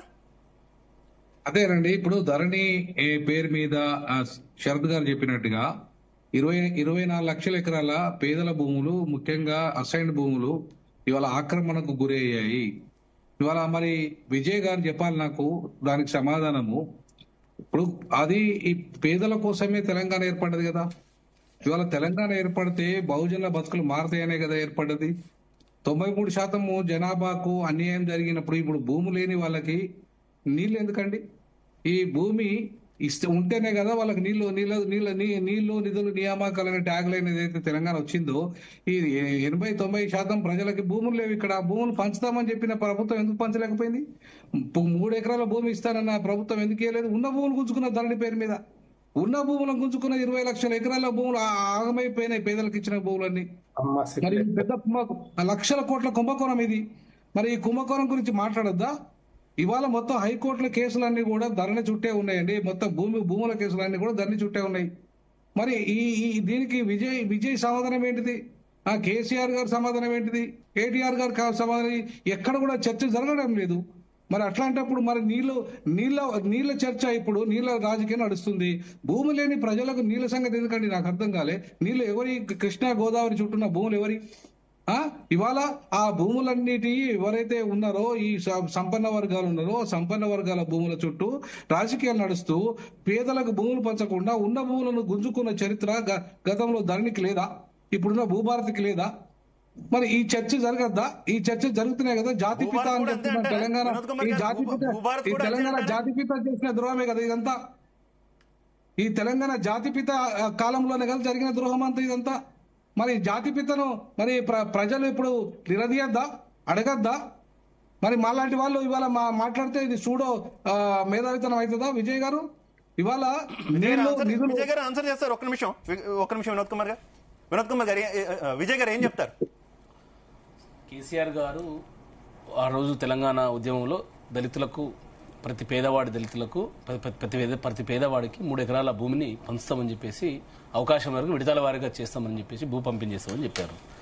మొదటి ఏడాదిలోనే దాదాపు 2524 ఎకరాల భూమిని దాదాపు 100 కోట్ల పైచీలుగా వెచ్చించి పేదలకు 3 ఎకరాలు పంచినటువంటి వివరాలు కూడా ప్రభుత్వం దగ్గర ఉన్నాయి. ఇప్పుడు కాంగ్రెస్ ప్రభుత్వం అవసరం, దాని మీద ఇప్పుడు ప్రతిసారి ఏదో పిట్టు చేస్తుంది కదా, వేసుకోమని చెప్పి కమిషన్ వేసి కేసీఆర్ గారు ఎన్ని ఎకరాలు కొని పేద దళితులకు పంచుండు అనేది వివరాలు రెవెన్యూ శాఖ దగ్గర ఉన్నాయి, జిల్లాల వారికి ఉన్నాయి. వివరాలు దమ్ముంటే ఈ ప్రభుత్వాన్ని అడగమని చెప్పేసి నేను మా వినోదనని డిమాండ్ చేస్తున్నాను. నేను మీ ఉన్నాయి జిల్లాలో, నువ్వు ఆర్టీఏ కట్టు, నువ్వు సీసీఎల్ఏ ఆర్టీఏ కట్టు, ఎన్ని ఎకరాలు ఈ రాష్ట్రంలో పేదలకు పంపిణీ చేసిండు కేసీఆర్ గారు అనేది తెలుస్తుంది మీకు. అంతే తప్ప నా దగ్గర ఉంది, నేను ఆర్టీఐలు అడిగాను, నా దగ్గర ఫైల్ ఉంది తమ్ముడు. చెప్పండి అంతా కూడా చెప్పండి. ఈ ఫైల్ అంతా అసైన్డ్ భూములకు సంబంధించిన ఫైలే. నువ్వు మీరు అడిగిన క్వశ్చన్ కి ఆన్సర్ చెప్పు వినోదన్న. దాదాపుగా 7,000 మందికి 18,000 ఎకరాలని భూ పంపిణీ చేసింది కేసీఆర్ గారి ప్రభుత్వం. దానికి నీ దగ్గర లెక్కలు ఉంటే తెలుసుకోను. కిరణ్ కుమార్ రెడ్డి గారు శాంక్షన్ చేసిన భూమి కేసీఆర్ గారు పంచారు తప్ప కేసీఆర్ 4.6 లక్షల ఎకరాలని పేదలకు పట్టాలు ఇచ్చిన చరిత్ర కేసీఆర్ గారిది. 4.6 లక్షల ఎకరాల పోడు భూములకు, పేద రైతులకు, గిరిజన రైతులకు, ఆదివాసీ రైతులకు 4,06,000 ఎకరాల భూములని పట్టాలిచ్చిండు. దాదాపు 18,000 ఎకరాలని భూమి సేకరించి దాదాపుగా 1,000 కోట్లు ఖర్చు పెట్టి భూమిని సేకరించి ఆ రోజు పేదలకు భూమిని పంచాడు. దాని విషయం మీరు మర్చిపోయారా? మీ దగ్గర లెక్కలు లేవా? మీరు అన్నారు కదా మా తమ్ముడు విజయ్ చెప్పాలి ఎన్ని భూములు పంచిండు, ఎన్ని ఇచ్చినారని చెప్పి. అదే ఒక కంటిన్యూస్ ప్రాసెస్. గవర్నమెంట్ ప్రభుత్వం విడతల వారిగా భూ పంపిణీ జరిగింది. దాన్ని కాదనగలుగుతామా? దాన్ని మీరు కాదనగలుగుతారా? మీరు మా దగ్గర అన్ని జిల్లాల వారిగా లెక్కలు ఉన్నాయి, కావాలని నీకు పంపిస్తా, చూసుకోకూడదు దాన్ని. రైట్ ప్రకాష్ రెడ్డి గారు మీ మీద ప్రధానమైనటువంటి ఆరోపణ బి టీమ్ గా మీరు కాంగ్రెస్ పార్టీకి మారిపోయారని చెప్పి ఇటు బీఆర్ఎస్ ఆరోపణ, లేదు బీఆర్ఎస్ కే మారిపోయారని చెప్పేసి మరో ఆరోపణ. ఏంటి జాతీయ పార్టీకి తెలంగాణలో అధికారంలోకి వస్తామని చెప్తున్నటువంటి పార్టీకి ఈ బి టీమ్ గోల్ ఏంటి? సార్ ఇప్పుడు అది బి టీంల గురించి మాట్లాడుకోవడం వేస్ట్. ఎందుకంటే కాంగ్రెస్ పార్టీ తోటి బీజేపీ నాకు తెలిసి ఇప్పటి వరకు ఏ రాష్ట్రంలో కానీ ఈ దేశం మొత్తంలో 1951 నుంచి, అంటే భారతదేశంలో ఎన్నికలు జరిగినప్పటి నుంచి ఇప్పటిదాకా ఏ రాష్ట్రంలో కాంగ్రెస్ పార్టీతో బీజేపీ పొత్తు పెట్టుకోవాలి. ఏ రాష్ట్రంలో కానీ ఏ చిన్న అసలు బీజేపీ తెలంగాణ భారతదేశంలో ఉన్నాయో 2 రాష్ట్రాలు, కాంగ్రెస్ 2 పార్టీలు, బీజేపీయా కాంగ్రెసా, ఈ 2 నాయకత్వంలో ఎన్డీఏ ఉన్నా యూపీఏ ఉన్నా దీంట్లో నడుస్తుంది. కాబట్టి దాని పెద్ద దాని గురించి ఆలోచించాల్సిన అవసరం లేదు. అది బీటీ నిన్నగాక మన జరిగిన స్థానికల్లో మహారాష్ట్రలో బీజేపీ కాంగ్రెస్ పొత్తు పెట్టుకుందాం మొత్తం నేషనల్ మీడియాలో రిపోర్ట్ చేసింది కదా. 2000 ఏమంటారు ఎక్కడ మహారాష్ట్రలో 2020 సంవత్సరంలో అప్పుడు జరిగినటువంటి మున్సిపల్ ఎలక్షన్ లో మణికొండ మున్సిపాలిటీలో కాంగ్రెస్ బీజేపీ అనైతిక పొత్తు పెట్టుకోలేదా? కాంగ్రెస్ అభ్యర్థి నరేంద్ర మున్సిపల్ చైర్మన్, అదేవిధంగా బీజేపీ కౌన్సిలర్ అయినటువంటి మాజీ సర్పంచ్ అయినటువంటి నరేందర్ రెడ్డి గారేమో వైస్ చైర్మన్ బీజేపీ. అంటే కాంగ్రెస్ బీజేపీ పొత్తు పెట్టుకోలేదా? విజయ్ గారు ఒక్క నిమిషం. ప్రకాష్ రెడ్డి గారు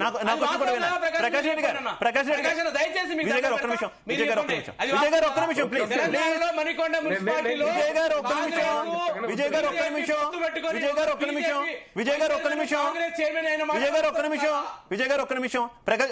ప్రకాష్ రెడ్డి గారు ప్రధానంగా మీరు ఇందాక ప్రస్తావించారు 2 పార్టీలే ఉన్నాయి దేశంలో అని చెప్పేసి. ఈ 2 పార్టీలే ఒక్క నిమిషం ప్లీజ్. ఈ 2 పార్టీలే ఉండాలి కాబట్టి ప్రాంతీయ పార్టీని మింగేసే ప్రయత్నం చేస్తున్నాయి 2 కలబోసి అనేది ఆరోపణ. ఒప్పుకుంటారా? సార్ 2 పార్టీలే ప్రాంతీయ పార్టీలు మింగేయడం లేదు సార్. ఈ దేశంలో జాతీయ పార్టీలు కూడా చాలా ఉంటాయి సార్. మనం అర్థం చేసుకోవడానికి అదే బుక్ కూడా ఉంది. దేశంలో మొదటి ఎన్నికలలో 35 పార్టీలు గెలిచినాయి సార్. మొదటి ఎన్నికలలోనే మన తెలుగు రాష్ట్రాల్లోనే ఎన్జీ రంగా ఒక పార్టీ ఉండే సార్, ప్రకాశం పద్ధతిలో ఒక పార్టీ ఉండే సార్, దాని తర్వాత కృషి కామగారు యోజన పార్టీ అని ఇంకొక పార్టీ ఉండేది సార్. తెలుగు రాష్ట్రాల్లో ఉన్నాయి. ఇక్కడ కమ్యూనిస్ట్ పార్టీలు పీడీఎఫ్ కింద పోటీ చేసినాయి సార్. ఆంధ్రప్రదేశ్ లో సిపిఐ కింద పోటీ చేసినాయి సార్. అక్కడ కాంగ్రెస్ ఉండే సార్, జనసంఘ్ ఉండే సార్. అసలు భారత పార్లమెంట్ లో మొదటి parliament composition I think Sarath గారు అడ్వకేట్, వినోద్ గారు ప్రొఫెసరే, వారికి తీస్తే తెలుస్తుంది సార్. నువ్వు మా శ్యామప్రసాద్ ముఖర్జీ 8 పార్టీలు ఒక వేదిక మీదకి వస్తే 8 పార్టీలకు 32 మంది ఎమ్మెల్యేలు ఉంటాయి. రామరాజ్య పరిషత్తు, లేకపోతే హిందూ మహాసభ, లేకపోతే అంటే ముస్లిం లీగ్, ఎన్ని పార్టీలు ఉంటాయి సార్. దాని గురించి చర్చ లేదు సార్. ఎందుకంటే పార్టీలు వస్తుంటాయి. సోషలిస్ట్ పార్టీ రామ్మోనోయ్యలోయ సోషలిస్ట్ పార్టీలో వాళ్ళ ఆ ఓనమాల దిద్దుకున్న ములాయం సింగ్ యాదవ్, రామ్ మనోహర్ లోహియా పార్టీలో ఓనమాలు దిద్దుకున్న లాలూ యాదవ్, వీళ్ళందరూ ఆ సోషలిస్ట్ పార్టీ ఏమైంది సార్. భారత ప్రధాని మంత్రిగా పనిచేసిన చరణ్ సింగ్ గారు పెట్టినటువంటి క్రాంతి దళ్ పార్టీ ఏమైంది సార్. అది జాతీయ పార్టీ లేదు సార్. ఇవన్నీ కూడా విపి సింగ్ పెట్టిన పార్టీ కూడా జాతీయ పార్టీ లేదు సార్. ప్రాంతీయ పార్టీలు కనుమరుగు కాలేదు సార్. జాతీయ పార్టీలు చాలా కనుమరుగైనాయి. చాలా జాతీయ పార్టీలు కనుమరుగైనాయి. ఇప్పుడు మిగిలింది దేశ రాజకీయాల్లో 2 కాంగ్రెస్, కమ్యూనిస్ట్ పార్టీ కూడా 66 సీట్లు వచ్చిన కమ్యూనిస్ట్ పార్టీ మొదటి పార్లమెంటులో ప్రధాన ప్రతిపక్ష పార్టీ సార్. కమ్యూనిస్ట్ పార్టీ మొదటి ప్రధాన ప్రతిపక్ష పార్టీ. జనసంఘం కాదు, ఇంకోటి కాదు. తెలంగాణకు వస్తే మీరు మనకి ఇందాక విజయ్ గారు ప్రస్తావించినట్టు కూడా కాంగ్రెస్ ఏ డెసిషన్ తీసుకున్నా, ముఖ్యంగా రేవంత్ రెడ్డి గారు ఏ డెసిషన్ తీసుకున్నా కూడా తానా అంటే తందానా అంటా అంటున్నారు. ప్రధానంగా కేంద్ర హోంశాఖ సహాయ మంత్రికి ప్రస్తుతం ఉన్నటువంటి రాష్ట్ర ముఖ్యమంత్రికి ఇద్దరికి మధ్య చాలా సన్నిహిత సంబంధాలు ఉన్నాయి. ఆ రకంగానే 2 పార్టీల రాజకీయం వెళ్తుంది అనేది ఆరోపణ. ఒకటే పచ్చి అబద్ధం సార్. ఒకటి పచ్చి అబద్ధం మీరు అంటున్నది. మీరంటున్నా ఎవరైనా ఆరోపణ చేసినా అది పచ్చి అబద్ధం. నేను క్లారిటీ ఇస్తున్నా మీ ద్వారా వ్యూవర్స్ కి. రెండో ప్రశ్న ఏంటంటే కాంగ్రెస్ పార్టీ భావజాలంలో కూడా ఈ రోజున మీకు దేశ ప్రజలు అందరూ గమనిస్తున్నారు సార్. పోటీ ఎవరి మధ్యలో ఉంది, ఎవరి భావజాలంతో ఎవరి పోరాటం జరుగుతుందంటే ప్రజలందరూ చూస్తున్నారు. దాని గురించి మనం మళ్ళీ ఎక్కువ మాట్లాడుకున్నా వేస్తారు. మూడవది ఏంటంటే మీరన్న ఆరోపణ ఏంటంటే కేంద్ర హోంశాఖ సహాయ మంత్రి. నేను కూడా అప్పుడప్పుడు ఒక మాట చెప్తుంటాను సార్. ఒకవేళ తెలంగాణ రాష్ట్రంలో నేను చాలా సూటిగా చెప్తున్నా సార్, మీరు ప్రజలకు అర్థమయ్యేటట్టే చెప్తున్నా సార్. తెలంగాణ రాష్ట్రంలో మేము అధికారంలోకి రావాలంటే ఏం జరగాలి చెప్పండి మీరు. స్టార్ట్ మా ఎత్తుగడ ఏముండాలో చెప్పండి. మీరు చెప్పండి. మా ఎత్తుగడ మాకుంది, అది వేరే విషయం. మీరు చెప్పండి. మీరు ఒక రాజకీయమైనటువంటి అవగాహన ఉన్నట్టుంటే ఖచ్చితంగా మీరు 2వ స్థానానికి రావాలా? ఖచ్చితంగా ఏదో ఒక పార్టీని రీప్లేస్ చేయాలి. అది కాంగ్రెస్ బీఆర్ఎస్. అయితే మేము ఇప్పుడు మొదటి స్థానంలో కాంగ్రెస్ ఉంది. వచ్చే ఎన్నికల్లో కాంగ్రెస్ పార్టీ మేము ఓడగొట్టాలంటే మేము 2వ స్థానంలో ఉండాలంటే మేము ఏం చేయాలి? కాంగ్రెస్ పార్టీ మీద అయితే మేము బీఆర్ఎస్ తిట్టకుంటే కాంగ్రెస్ పార్టీ సపోర్ట్ చేసినట్ట, అయితే బీఆర్ఎస్ పార్టీ తిడితే కాంగ్రెస్ పార్టీ సపోర్ట్ చేసినట్ట. ఎస్, ఎత్తుగడలో భాగంగా మేము బీఆర్ఎస్ పార్టీ తిడుతున్నాము. తిడితే కాంగ్రెస్ అంటే రాజు పెద్ద భార్య మంచిది కదా అంటే చిన్న భార్య మంచిది అంటన్నా. ఇది ఎట్లా కరెక్ట్ అయితే చెప్పండి. పెద్ద భార్య మంచిది అంటే చిన్న భార్య మంచిది కాదన్నట్ట. రైట్. చరణ్ గారు కంక్లూడ్ అన్ని అంశాలకు సంబంధించి కంక్లూడ్. మా బండి సంజయ్ గారు చాలా క్లారిటీ చెప్తున్నారు. ప్రకాష్ రెడ్డి గారు బీజేపీ నాయకుడు, నిబద్ధత గల బీజేపీ నాయకుడు, నిరంతరం కూడా 40 సంవత్సరాల రాజకీయ జీవితంలో కాంగ్రెస్ పోరాటం చేసిన రాజకీయ నాయకుడు, అప్పుడప్పుడు బీఆర్ఎస్ కు మద్దతు ఇచ్చిన నాయకుడు, అవసరమైతే కరీంనగర్ టౌన్ లో. అటువంటి వారు కాంగ్రెస్ బీఆర్ఎస్ విమర్శిస్తే కాంగ్రెస్ సమర్థించినట్టు అనుకునేటువంటి భావజాలం కరెక్ట్ గా. ప్లీజ్ చరణ్ కౌశిక్ గారు. ఇప్పుడు జిహెచ్ఎంసీలో లింగోయి కూడా బై ఎలక్షన్ జరిగితే భారతీయ జనతా పార్టీ బీఆర్ఎస్ పార్టీ మద్దతు ఇచ్చింది. అది కళ్ళ ముందు జరిగినట్టు సత్యం. అదే కాకుండా మీరు చూస్తున్న మహారాష్ట్రలో ఎంఐఎం పార్టీకి బీజేపీ కలిసి పోటీ చేసినాయని మనం చూసినాం. లోకల్ పార్టీలో జరుగుతూనే ఉంటాయి అన్ని. ఒక్కొక్క ఎత్తుగడతో ఒక్కొక్క పార్టీ ముందుకు పోతుంటది. ఎందుకంటే ఎంఐఎం పార్టీ బీజేపీ కలిసిందంటే మహారాష్ట్రలో మరి అదంతా ఆశామాషి. ఎందుకంటే ఇవాళ నేను చూసిన. అదే కాకుండా దేశంలో లోకల్ బాడీ ఎలక్షన్ లో రకరకాల పార్టీలు కలిసి లోకల్ బాడీ గురించి మనం విజయ్ గారు ప్రస్తావించినా కూడా నేను దాన్ని తీసుకోవడానికి అదే కారణం. లోకల్ బాడీలో ఆఫ్ కోర్స్ ఇవన్నీ జరుగుతూనే ఉంటాయి. భారత ఇప్పుడు మొన్న కల్వకుంట్ల కవిత గారు చెప్పారు, హరీష్ రావు గారు చెప్పిందే మహేష్ రెడ్డి గారు మాట్లాడుతుందని చెప్పి వారు మాట్లాడారు. మేము మాట్లాడింది కాదు. 5 లక్షల కుంభకోణం హరీష్ రావు గారు మాట్లాడితే 6 లక్షలు జరిగిందని మహేష్ రెడ్డి గారు మాట్లాడుతున్నారు. వారు బీజేపీ నేత హరీష్ రావు గారు చెప్పింది మాట్లాడుతుందని చెప్పి కల్వకుంట్ల కవిత గారు మాట్లాడిన తర్వాత ఇప్పటివరకు మహేష్ రెడ్డి గారు అయితే ఖండించలేదు, హరీష్ రావు గారు కూడా ఖండించలేదు. మరి ఎవరు ఇంకోటి మొన్న ఎమ్మెల్యే ఎలక్షన్ లో భారతీయ జనతా పార్టీ చూడండి, బీఆర్ఎస్ పార్టీకి దాదాపు 47% వచ్చింది ఓట్లు. తర్వాత అది 17% పరిధి, 20% ఎవరికి షిఫ్ట్ అయినాయి? భారతీయ జనతా షిఫ్ట్ అయినాయి తప్ప కాంగ్రెస్ పార్టీ. మా ఓటు బ్యాంక్ ఎమ్మెల్యే ఎలక్షన్ ఎంత వచ్చిందో ఎంపీ ఎలక్షన్ అవే ఉన్నాయి. మా ఓటు పెరగలేదు, తగ్గలేదు. కొంత పెరిగింది కానీ తగ్గలేదు. కానీ భారతీయ జనతా పార్టీకి మాత్రం బీఆర్ఎస్ ఓట్లు షిఫ్ట్ అయినాయి. కాబట్టి బీఆర్ఎస్ పార్టీ భారతీయ జనతా పార్టీ భవిష్యత్తులో కలిసి పోటీ చేయాలంటే కల్వకుంట్ల కవిత గారు ఆ పార్టీలో ఉండొద్దు, ఆమె మంది బయటికి పంపించే ఉద్దేశంలో బీఆర్ఎస్ పార్టీ బయటికి పంపించింది. భవిష్యత్తులో బీఆర్ఎస్ పార్టీ భారతీయ జనతా కలిసి పోటీ చేయబోతా ఉన్నాయి. ఎందుకంటే 4వసారి ప్రధానమంత్రి నరేంద్ర మోడీ గారు కావాలంటే దేశంలో చాలా ప్రాంతీయ పార్టీలు అవసరం. దానిలో భాగంగా ఇప్పటికే ఆంధ్ర రాష్ట్రంలో అన్ని పార్టీలు కూడా అదే బీజేపీ అంటే బాబు, జగన్, పవన్ అందరూ కూడా బీజేపీతో ఉన్నారు. తర్వాత భారతీయ జనతా పార్టీ పొత్తు పెట్టుకున్న వాళ్ళంతా చూస్తా ఉన్నారు. హర్యానాలో అకాలి, అదేవిధంగా పంజాబ్ లో అకాలి దగ్గర ఖతం అయిపోయింది. భారతీయ జనతా పార్టీ పొత్తు పెట్టుకున్న ఏ పార్టీ మిగులుతలే. జననాయక జనతా పార్టీ హర్యానాలో ఖతం అయిపోయింది. మీరు చూడండి, ఎప్పుడైనా పొత్తు పెట్టుకున్న పార్టీలన్నీ కూడా స్మార్ట్ చేసే ప్రయత్నం భారతీయ జనతా పార్టీ ముందుకు పోతుంది. కాంగ్రెస్ పార్టీ మేము ఏ పార్టీని ఖతం చేసే ఉద్దేశం కానీ ఖచ్చితంగా భారతీయ జనతా పార్టీ అన్ని పార్టీతో పొత్తుకునే ప్రయత్నం జరుగుతూ ఉంది. రైట్ విజయ్ గారు నేను కంక్లూడ్ తీసుకుంటా. ప్రకాష్ రెడ్డి గారు కంక్లూడ్ లో తీసుకుంటా ప్లీజ్. విజయ్ గారు అన్ని అంశాలకు సంబంధించి ఏం చెప్తారు? మన జిల్లాల అంశంతో సహా చివరిగా ఏం చెప్తారు? ఏది ఏమైనప్పటికీ కూడా నేను ప్రభుత్వానికి సూచిస్తా ఉన్నా, మీరు మీ యొక్క ఎన్నికల మేనిఫెస్టోలో జిల్లాల విషయంలో కానీ, హైదరాబాద్ విషయంలో కానీ, జిహెచ్ఎంసీని ఈ రకంగా చేస్తామని కానీ మీరు ఎక్కడ చెప్పలేదు. మీరు ఏదైతే గ్యారంటీలు ఇచ్చిండ్రో, ఏదైతే హామీలు ఇచ్చారో ఆ హామీలని అమలు చేయడం కోసం మీరు ప్రయత్నం చేయండి. ఆ వైపుగా మీరు అడుగులు వేయండి. అంతే తప్ప ప్రజలని దృష్టి మరల్చడానికి కోసం, ఒక డైవర్షన్ పాలిటిక్స్ కోసం మీరు నోరు తెరిస్తే ఇది ప్రజాపాలన, ప్రజాస్వామ్యం, స్వేచ్ఛ అని మాట్లాడుతూ ఉంటారు కాంగ్రెస్ పార్టీ నాయకులు. మరి ఈరోజు ఎక్కడ ఉందండి ప్రజాస్వామ్యం? ఎక్కడ ఉందండి? మీడియా హౌస్లోకి వచ్చి పోలీసులు వచ్చి దౌర్జన్యంగా వచ్చి ఎత్తుకెళ్తా ఉన్నారండి. ఇదేమన్నా ట్రంప్ అనుకున్నారా? ఇది ఏందండి? ఇది వచ్చి అమెరికా ట్రంప్ కదా వెనిజులా అధ్యక్షుని ఎత్తుకపోయినట్టు మీడియా వాళ్ళని ఈరోజు ఈ రాష్ట్రంలో 4th ఎస్టేట్ అనండి మీడియా సోదరులని మీడియా హౌస్లోకి వచ్చి బలవంతంగా ఎత్తుకెళ్ళడం అంటే ఏందండి? ఇది ఆ ప్రజాస్వామ్యం, ఇది ఆ ప్రజాపాలన. కాబట్టి నేనేమంటున్నా అంటే, మీరు ఏదైతే మీ గ్యారంటీలు ఇచ్చినారో, మీరు ఏదైతే హామీలు ఇచ్చారో, మీరు ఏదైతే విద్యార్థులకు ఏదైతే మీరు హామీ ఇచ్చారో, స్కూటీలు ఇస్తామన్నారు విద్యార్థులకు, మీరు ఏమైనా రియంబర్స్మెంట్ పూర్తి చేయండి. అదేవిధంగా నిరుద్యోగులకు ఉద్యోగాలు కల్పన చేయండి. నీ కాంగ్రెస్ పార్టీ నాయకులు యూత్ కాంగ్రెస్ ఎన్ఎస్యూలో పనిచేసిన వాళ్ళే వచ్చి మీడియా ముందు మాట్లాడుతూ ఉన్నారు. నేను Congress NSU youth Congress elected president, నేను వరంగల్ జిల్లాకు సంబంధించిన నాయకుడిని. మా వాళ్ళు ఒక ఉద్యోగం కూడా వేయలేదు. 5,000 ఉద్యోగాలు మాత్రం టీచర్ ఉద్యోగులు ఇచ్చినారు. 450 ఉద్యోగాలు గ్రూప్ 1 సవరించి ఇచ్చిండ్రు తప్ప ఈ ప్రభుత్వం 2023 డిసెంబర్ 7 నుంచి ఈ రోజు వరకు ఈ 2 తప్ప ఒక్క ఉద్యోగానికి మీరు నోటిఫికేషన్ ఇస్తే నేను ఈ జీ తెలుగులో మీరు ఏ శిక్ష చేసినా సిద్ధంగా ఉన్నా. కాబట్టి ఇవన్నీ ఇప్పుడు డైవర్షన్ కోసం కమిషన్లు, ట్రిట్లు ఈ రకంగా వేసి మీరు ఏదో చేస్తాము, ప్రజలు ఇంకా కన్ఫ్యూజ్ చేస్తామంటే ఎవరు నమ్మే పరిస్థితి లేదు. మీ పని అయిపోయింది. ఇప్పుడు మున్సిపల్ ఎలక్షన్ కావచ్చు, జెడ్పీటీసీ, ఎంపీటీసీ ఎన్నికలు కావచ్చు, ఖచ్చితంగా మీరు ప్రజలందరూ ఇవన్నీ గమనిస్తా ఉన్నారు. కొత్త జిల్లాలో మా జిల్లాను రద్దు చేస్తారని చెప్పేసి ఉన్నారు. ఆ జిల్లా ప్రజలు ఏ రకంగా మీకు బుద్ధి చెప్పాలో బుద్ధి చెప్తారు. వినోద్ కుమార్ గారు కంక్లూడ్. ఇప్పుడు ఏదైనా సరే, ఇప్పుడు మార్పులు అనేది చాలా అనివార్యం. దేశవ్యాప్తంగా జరగబోతున్నాయి. జాతీయ స్థాయిలో కూడా డీలిమిటేషన్ రాబోతున్నది. కాబట్టి ఆ జాతీయ స్థాయిలో వచ్చే డీలిమిటేషన్ అనుకూలంగా రేపు రిజర్వేషన్లు మారబోతున్నాయి, మహిళా రిజర్వేషన్ రాబోతున్నాయి. సో వీటన్నిటి దృష్ట్యా ఇవాళ ఈ తెలంగాణ రాష్ట్రం అతీతమేం కాదు, దేశానికి సపరేట్ దేశం కాదు ఇది. సో కాబట్టి ఈ డీలిమిటేషన్ ఏవైతే చేస్తున్నారో రేపు జాతీయ స్థాయి పరిణామాలకు కూడా అనుకూలంగా ఉంటే ఖచ్చితంగా రేపు ఈ పరిణామాలకు తగ్గట్టుగా ప్రజాపాలన అందిస్తానన్న కేసీఆర్ రేవంత్ రెడ్డి గారు ఆ ప్రజాపాలన దిశగా ఈ ప్రజలకు సమగ్ర అభివృద్ధి చెందే దిశగా అడుగులు వేస్తే స్వాగతిస్తాము. అంతే తప్ప రాజకీయాల కోసము, తమ రియల్ ఎస్టేట్ వ్యాపారం కోసము, లేదంటే తమ కుల ప్రయోజనాల కోసము చేస్తారంటే మాత్రం తప్పకుండా దాన్ని వ్యతిరేకిస్తారు ప్రజలు. ముఖ్యంగా ఊరుకోరు ప్రజలు. మేము కూడా ఖచ్చితంగా దాన్ని వ్యతిరేకిస్తాం.